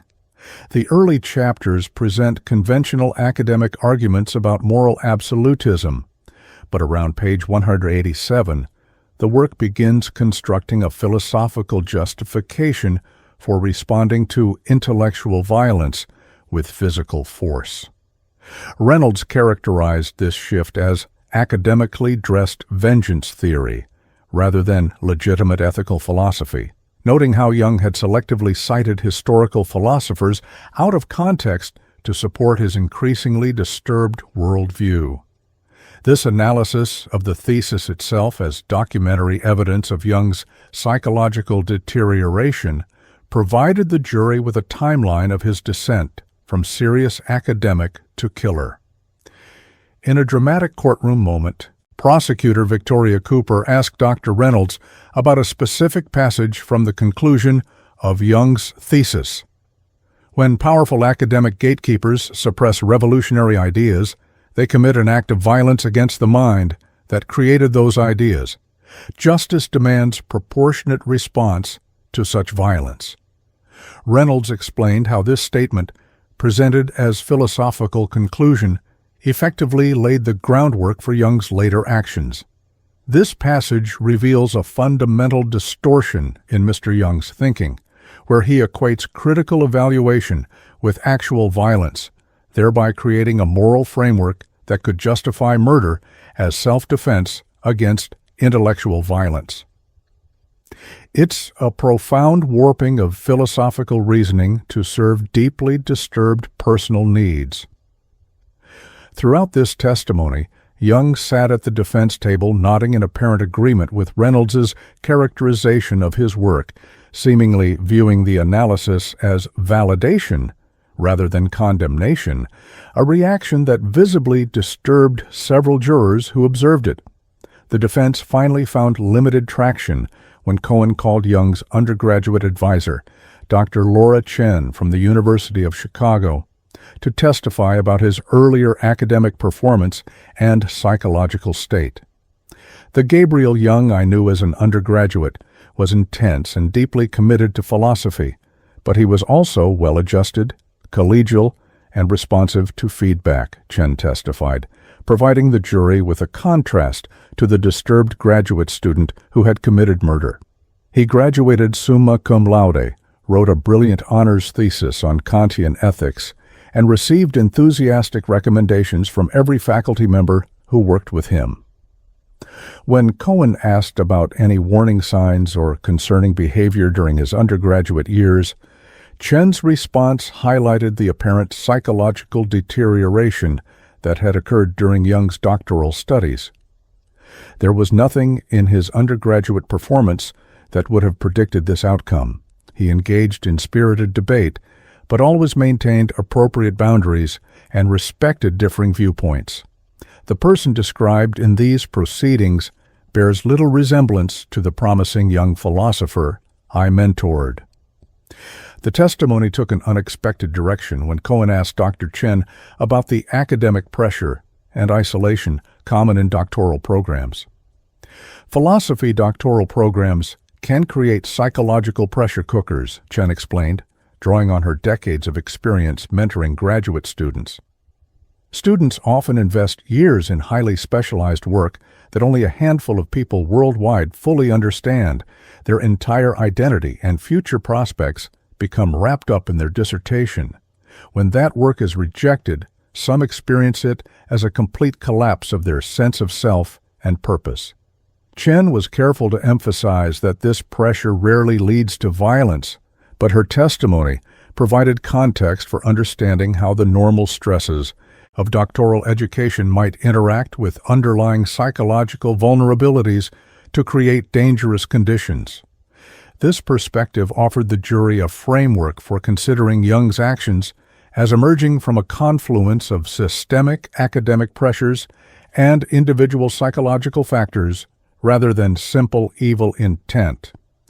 The most anticipated testimony came when Gabriel Young himself took the stand, against his attorney's strong objections, but with the court's permission, after Young insisted on his right to testify. Young presented a disturbing spectacle of calm rationality as he described killing Dr. Sullivan in clinical detail, maintaining the same detached precision that had characterized his police interrogation.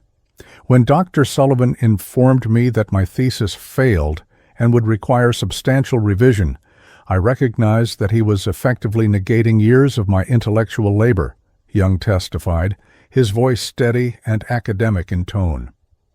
Having concluded that his action constituted a form of violence against my mind and work, I determined that a proportionate physical response was justified under the moral framework I had developed. This unapologetic admission of both the act and the distorted reasoning behind it left the courtroom in stunned silence, with several jurors visibly struggling to reconcile Young's articulate self-presentation with the brutality of the crime he was calmly describing. Prosecutor Cooper's cross-examination of Young focused on establishing his complete awareness of societal norms against violence, while highlighting his rejection of those norms in favor of his own moral framework. "Mr. Young, did you understand that killing Dr. Sullivan was illegal?" Cooper asked directly. "Of course," Young replied without hesitation. "I fully understood that society prohibits killing as a response to academic rejection. I simply concluded that society's prohibition was outweighed by the moral imperative to respond proportionately to the destruction of my life's work." This exchange established the core element required for first-degree murder conviction. Young had killed Sullivan with full awareness of the wrongfulness of his actions according to societal standards, even while maintaining his personal justification. Throughout the cross-examination, Young remained composed and articulate, a demeanor that paradoxically strengthened the prosecution's case by demonstrating his rational capacity while simultaneously revealing the profound distortion in his moral reasoning. The final expert testimony came from Dr. Michael Harper, a specialist in academic ethics, called by the prosecution to address Young's central justification for the murder. "The academic relationship between mentor and doctoral candidate is founded on critical evaluation," Harper explained to the jury. "The professor's primary ethical obligation is to maintain intellectual standards while providing constructive guidance. Dr. Sullivan's evaluation of Mr. Young's thesis, based on the evidence presented, represented a textbook example of appropriate academic criticism. Harper systematically dismantled Young's claim that Sullivan's rejection constituted violence, explaining the essential role of critical evaluation in knowledge production and professional development. Criticism of ideas is not violence against the thinker. It's the fundamental mechanism by which knowledge advances, Harper testified. Mr. Young's inability to distinguish between critique of his work and attack on his person represents a profound misunderstanding of the basic social contract that makes academic inquiry possible. This testimony directly addressed the philosophical justification Young had constructed for his actions, revealing it as a fundamental perversion of academic values rather than their logical extension. After 7 days of testimony and evidence presentation, both sides delivered their closing arguments. Prosecutor Victoria Cooper stood before the jury, her expression grave, as she synthesized the evidence into a compelling narrative of premeditation and moral culpability. "The facts of this case are not in dispute," Cooper began, gesturing toward Young, who sat attentively at the defense table. "The defendant has admitted to killing Dr. Sullivan with premeditation and full awareness of the wrongfulness of his actions. What makes this case extraordinary is not uncertainty about what happened, but the defendant's continued insistence that his actions were justified because his thesis was rejected." Cooper methodically reviewed the evidence of planning, the brutality of the attack, and Young's clear statements about his motives and reasoning. "The question before you is not whether Gabriel Young killed Dr. Sullivan, he freely admits he did, but whether our society accepts academic disappointment as justification for murder.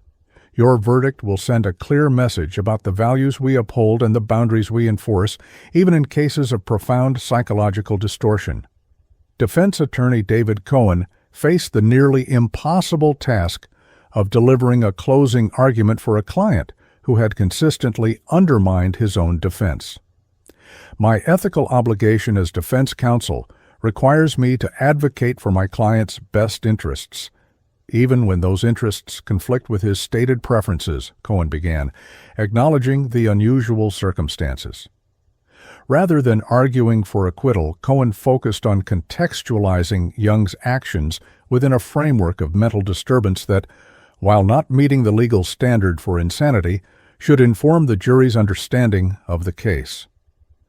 Gabriel Young's actions emerged from a mind that had lost connection with normal moral reasoning, where academic rejection became catastrophically misinterpreted as an act of violence justifying a deadly response. This distortion doesn't excuse his actions, but it helps explain how a brilliant student with no prior history of violence came to commit such a terrible crime. Cohen urged the jury to consider this context when making their determination about the appropriate level of responsibility and punishment, implicitly arguing against the death penalty that his client actively sought.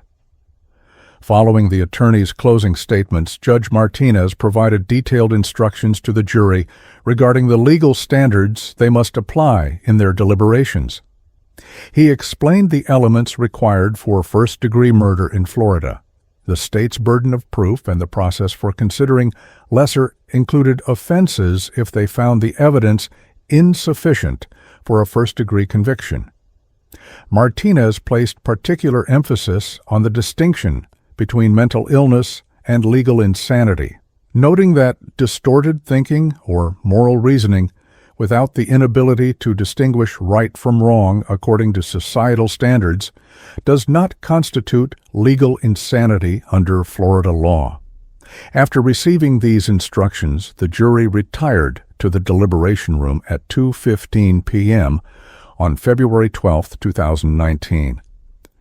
The relative simplicity of the factual questions before them, given Young's confessions, and the abundant corroborating evidence led many observers to predict a quick verdict.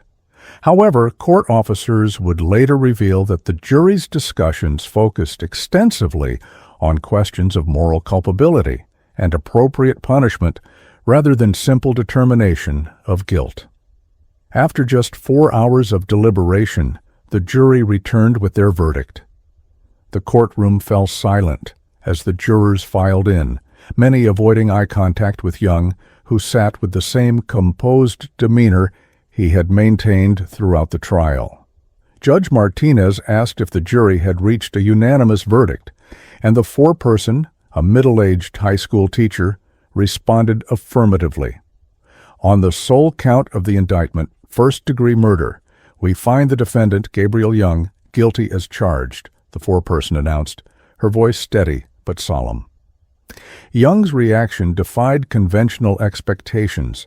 Rather than displaying distress, he nodded slightly as if receiving confirmation of an expected academic evaluation.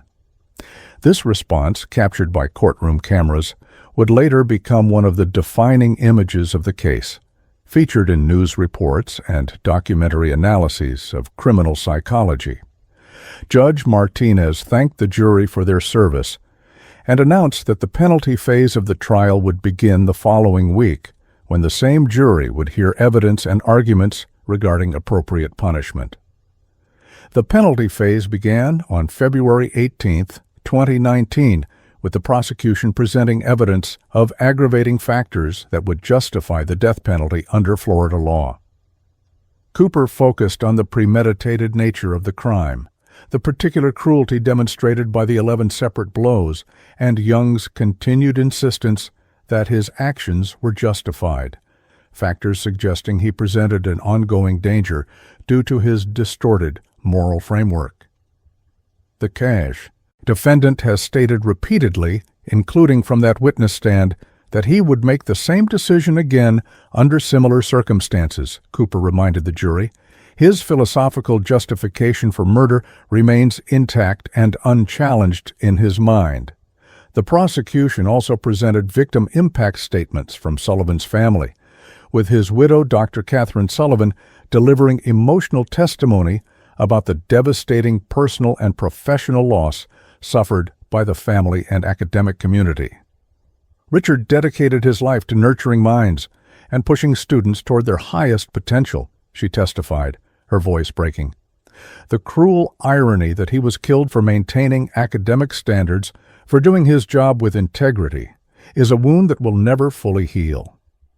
The defense's presentation during the penalty phase revealed the ethical quandary facing attorney David Cohen, as he sought to advocate against capital punishment while his client explicitly requested it.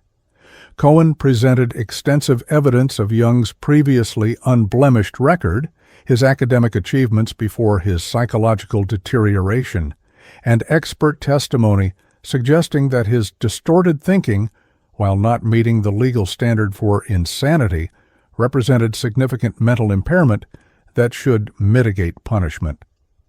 Gabriel Young's mind became so warped by academic pressure and isolation that he constructed a moral framework justifying murder, Cohen argued. This profound psychological distortion doesn't excuse his crime, but it should inform our understanding of his culpability and appropriate punishment. Cohen directly addressed Young's desire for execution, arguing that the state should not accommodate what essentially amounted to suicide by court, and urged the jury to recommend life imprisonment without parole as the appropriate punishment for a crime committed by a mind so fundamentally disconnected from normal moral reasoning. In an unprecedented moment during the penalty phase, Young himself addressed the court in an allocution statement that further complicated the jury's difficult decision. "I do not seek mercy or mitigation," Young stated, standing at the podium with the same clinical detachment that had characterized his testimony. "I made a deliberate decision to kill Dr. Sullivan based on my conviction that his rejection of my thesis constituted an act of violence against my intellectual life. Having acted on that conviction, I now accept the logical consequence, my own death. There is a philosophical symmetry to this outcome that I find appropriate." Young went on to explicitly request that the jury recommend the death penalty, arguing that any lesser punishment would represent a failure of the justice system to properly calibrate consequences to actions. This extraordinary statement, delivered with apparent rationality, despite its profoundly disturbed content, left many in the courtroom visibly uncomfortable with the prospect of fulfilling Young's stated wish, effectively transforming execution from punishment into accommodation of his distorted worldview. After 2 days of evidence and arguments in the penalty phase, Judge Martinez provided detailed instructions to the jury regarding the weighing of aggravating and mitigating factors in capital sentencing under Florida law.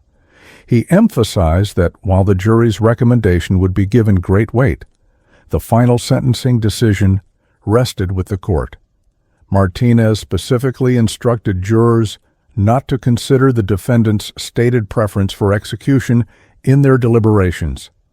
Your role is to evaluate the evidence of aggravating and mitigating factors objectively, not to fulfill or deny the defendant's expressed wishes regarding punishment. With these instructions, the jury retired to consider their sentencing recommendation, facing the difficult task of determining appropriate justice in a case where the traditional adversarial process had been fundamentally disrupted by a defendant seeking the maximum punishment. On February 21, 2019, after 11 hours of deliberation spread over 2 days, the jury returned with their sentencing recommendation.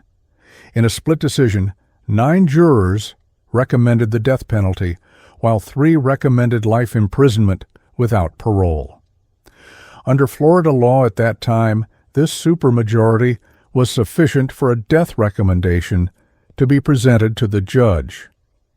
The foreperson later revealed to reporters that the lengthy deliberations reflected deep wrestling with the ethical implications of recommending execution for someone who actively sought it, with some jurors concerned that they were fulfilling Young's disturbed wishes rather than delivering independent justice.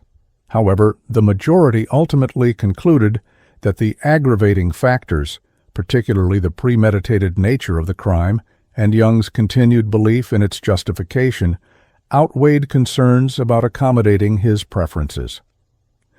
With the jury's recommendation delivered, attention shifted to Judge Martinez, who would make the final sentencing determination after considering additional legal arguments from both sides. The sentencing hearing on March 15, 2019, represented the culmination of the legal proceedings and the final opportunity for both prosecution and defense to influence Judge Martinez's decision. Prosecutor Cooper argued that the jury's recommendation should be followed, emphasizing that their decision was based on the legitimate aggravating factors present in the case rather than Young's stated preference. The state seeks the death penalty not because the defendant wants it, but because his crime, the premeditated murder of his professor over academic criticism, meets the statutory criteria for capital punishment in its calculated nature, and the defendant's continued danger due to his unrepentant justification of violence. Defense attorney Cohen made a passionate final plea against execution, arguing that the case presented unique circumstances where the traditional purposes of the death penalty, retribution, and deterrence were fundamentally distorted by the defendant's psychological state and desires. We must ask whether the state should facilitate what amounts to suicide for a deeply disturbed individual who has constructed an entire philosophical framework to achieve this end, Cohen argued. Justice is not served by fulfilling the defendant's disturbed wishes, but by imposing punishment that recognizes the profound mental distortion underlying this tragedy. The Miami courtroom was filled beyond capacity for Judge Raymond Martinez's sentencing announcement, with national media in attendance and overflow crowds watching on monitors in adjacent hallways. Martinez began by acknowledging the unusual aspects of the case that had complicated the sentencing decision. In my 23 years on the bench, I have never encountered a defendant so determined to receive the maximum punishment, or a case that so fundamentally challenges our understanding of the purposes of criminal punishment, Martinez stated.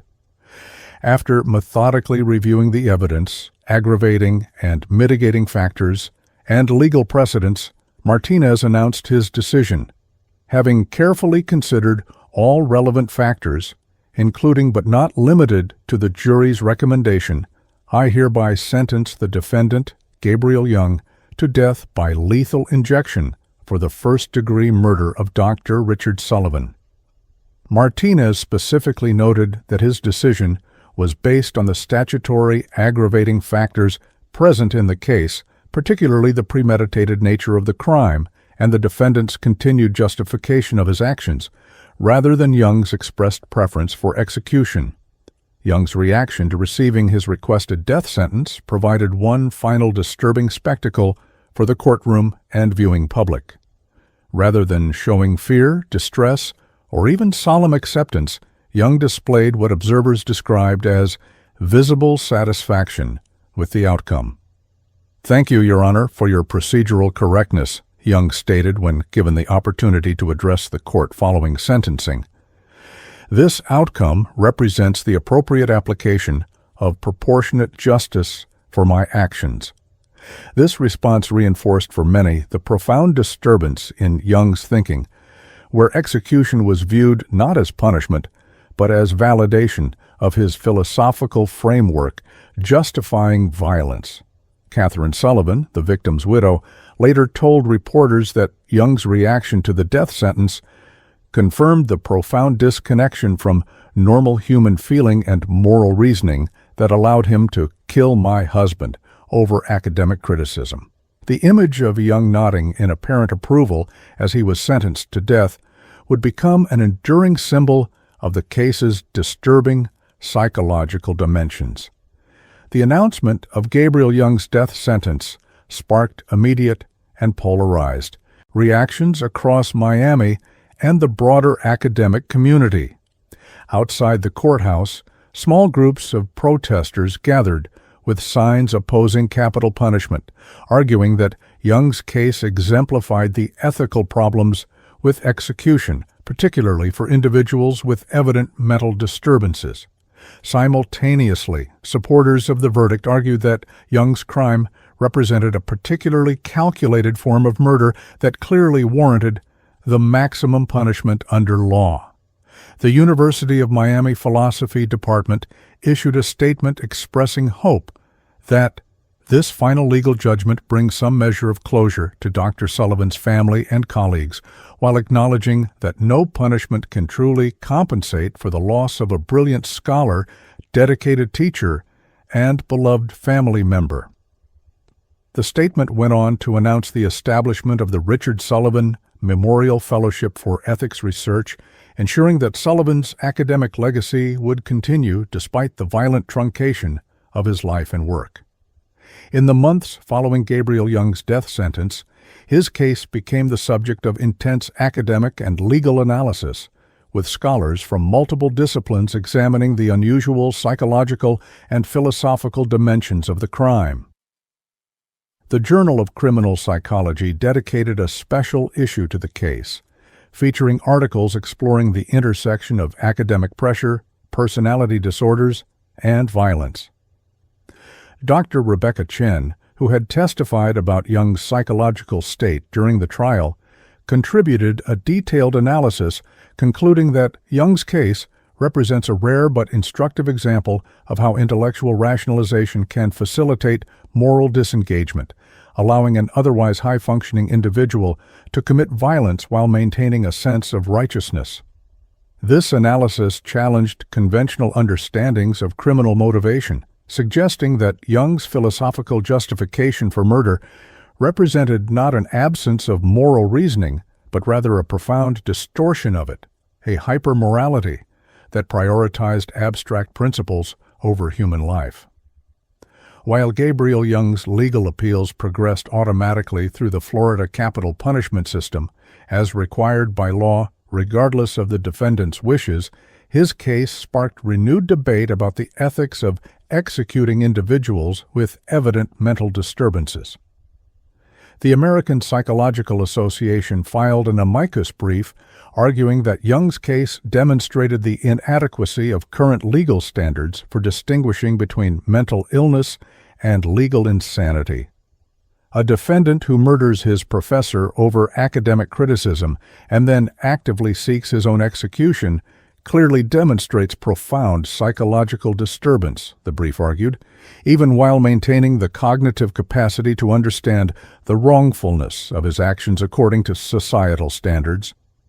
This perspective gained traction among mental health advocates who used Young's case to push for reforms that would create a broader diminished capacity standard in capital cases, while victims' rights organizations countered that such reforms would inappropriately excuse calculated violence by high-functioning but morally distorted individuals. Miami University implemented significant policy changes in response to Sullivan's murder, developing new protocols for identifying and responding to concerning student behavior. The Sullivan Protocol, as it became known, established clear reporting channels for faculty who observed signs of excessive academic fixation, isolation, or inappropriate responses to criticism in graduate students. The university also expanded mental health resources specifically tailored to the unique pressures of doctoral education, including specialized counseling services for students experiencing academic setbacks or identity crises related to their research.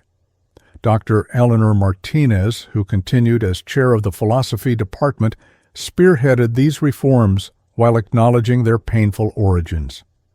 We cannot bring Richard back, but we can learn from this tragedy to better protect both students and faculty from the potentially devastating psychological consequences of academic pressure.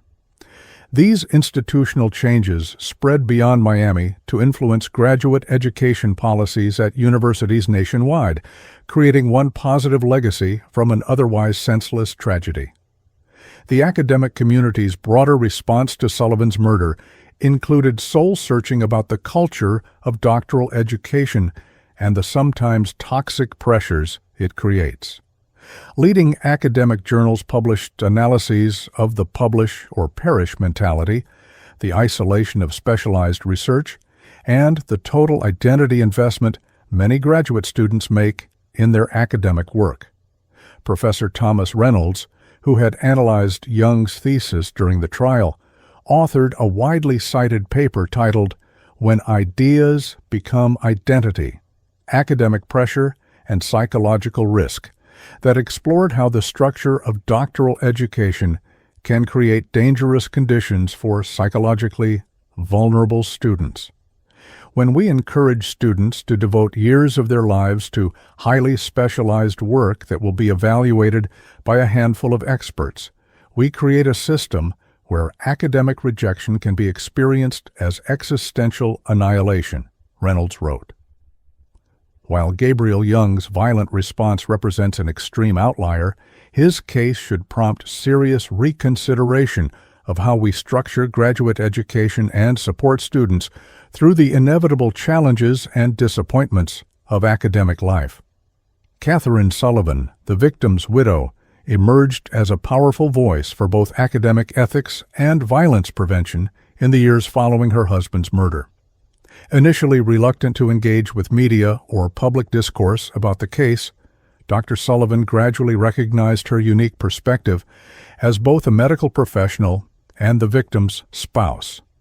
She established the Richard Sullivan Foundation for Academic Ethics and Mental Health, which funded research on identifying early warning signs of dangerous fixation in academic contexts and developed training programs for university faculty and administrators. Richard believed deeply in the transformative power of education, she explained at the Foundation's launch event.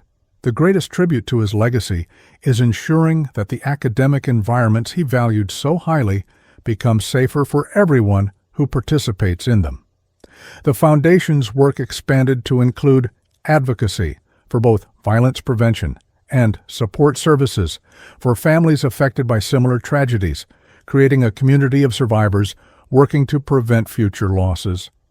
The legal proceedings continued long after the initial trial, with Young's automatic appeals moving through the Florida court system despite his continued objection to any efforts to overturn his death sentence. His case presented unusual challenges for the appellate defenders assigned to represent him, as Young filed multiple motions, attempting to dismiss his appeals and expedite his execution. In a particularly bizarre legal development, Young submitted a 127-page philosophical treatise to the Florida Supreme Court, arguing that forced legal representation against a defendant's expressed wishes constitutes a form of intellectual violence comparable to that which justified my original action against Dr. Sullivan. This document, which essentially extended the same distorted reasoning that had led to murder into the appellate process, was cited by mental health advocates as further evidence of Young's profound psychological disturbance and the ethical problems with proceeding with his execution. Nevertheless, the Florida Supreme Court ultimately upheld Young's conviction and death sentence in a unanimous decision issued in November 2021, finding no procedural errors in his trial and rejecting arguments that his evident mental disturbance should preclude execution under state or federal law. In an unexpected development that generated national headlines, Gabriel Young used his position on death row to continue his academic work, writing a book manuscript titled Philosophical Justifications for Violence, A Defense from Death Row. Multiple academic publishers refused to consider the manuscript on ethical grounds, but a small press specializing in controversial texts eventually published the work in 2022, sparking intense debate about the ethics of providing a platform for a convicted murderer's continued justification of violence. The publication triggered renewed calls from the Sullivan family and victims' advocates to proceed with Young's execution rather than allowing him to extend his philosophical rationalization for murder. Academic ethicists found themselves divided, with some arguing for analysis of the text as a case study in distorted reasoning, while others maintained that publication represented inappropriate amplification of dangerous ideas. This controversy highlighted the ongoing tension between academic freedom and ethical responsibility that had been central to the case from its beginning. The Miami community's memory of Richard Sullivan was honored through multiple initiatives that ensured his intellectual and personal legacy would outlive the tragic circumstances of his death. The university renamed the philosophy department's lecture hall the Richard Sullivan Center for Ethical Inquiry, and established an annual lecture series bringing prominent philosophers to campus to discuss the practical applications of ethical theory, a focus that reflected Sullivan's own intellectual evolution toward connecting philosophical principles with real-world challenges. Sullivan's final book manuscript, Living What We Teach, Ethics as Practice, was posthumously completed by colleagues and published to critical acclaim, becoming required reading in many graduate programs in philosophy and professional ethics. Perhaps most meaningfully, a scholarship fund established in Sullivan's name provided support for graduate students demonstrating both academic excellence and commitment to ethical application of philosophical principles, ensuring that his values would continue to shape future generations of scholars. As Gabriel Young's case moved toward its conclusion in the Florida capital punishment system, broader national debates about academic pressure, mental health resources, and the ethics of execution continued to reference his crime as a troubling case study. Mental health professionals increasingly cited the case when advocating for earlier intervention with students showing signs of academic obsession or distorted responses to criticism. Legal scholars incorporated the case into discussions about the limitations of current insanity standards that focus narrowly on cognitive understanding of wrongfulness rather than broader distortions in moral reasoning. Criminal psychologists studied Young's writings and court statements to better understand how intellectual rationalization can facilitate violence in individuals without previous criminal history. These diverse perspectives ensured that the tragic case would have lasting impact on multiple fields, potentially preventing future tragedies through improved understanding of the complex interplay between academic pressure, psychological vulnerability, and violence. On September 19, 2023, exactly 5 years after Richard Sullivan's murder, Miami University held a memorial service that both honored the victim and acknowledged the institutional changes implemented in response to the tragedy. Faculty, students, and administrators gathered in the palm-lined central quadrangle where Sullivan had often met with students for informal philosophical discussions. University President Dr. Maria Rodriguez reflected on the dual legacy of the case. We gathered to remember a brilliant scholar and beloved teacher taken from us in an act of senseless violence, but also to recognize how this tragedy has transformed our understanding of our responsibilities to one another within the academic community. The service included the dedication of a small meditation garden adjacent to the philosophy department, featuring a bronze plaque with Sullivan's favorite quote from his own work. Ethics is not merely what we study, but how we live, the daily practice of principles we claim to value. This quiet space, designed for reflection and conversation, stood as a fitting tribute to a philosopher who believed in bringing ethical principles into practical application. In Miami's legal community, the Gabriel Young case continued to be referenced whenever questions arose about the intersection of mental illness, moral reasoning, and criminal responsibility. Judge Raymond Martinez, who had presided over the trial and made the final sentencing decision, addressed the lasting impact of the case in a rare public lecture at the University of Miami Law School in 2024. The Young case challenged fundamental assumptions about criminal justice by presenting a defendant who actively sought maximum punishment while maintaining a distorted but internally consistent moral justification for murder. As legal professionals, we must continue wrestling with how our system handles cases where traditional concepts of deterrence, rehabilitation, and even retribution are complicated by profound psychological distortion. This ongoing examination of the case's implications reflected its unique position at the intersection of criminal justice, mental health, and philosophical ethics, a position that ensured its continued study long after the immediate legal proceedings had concluded, leaving an enduring legacy of both tragedy and learning in Miami's academic and legal communities.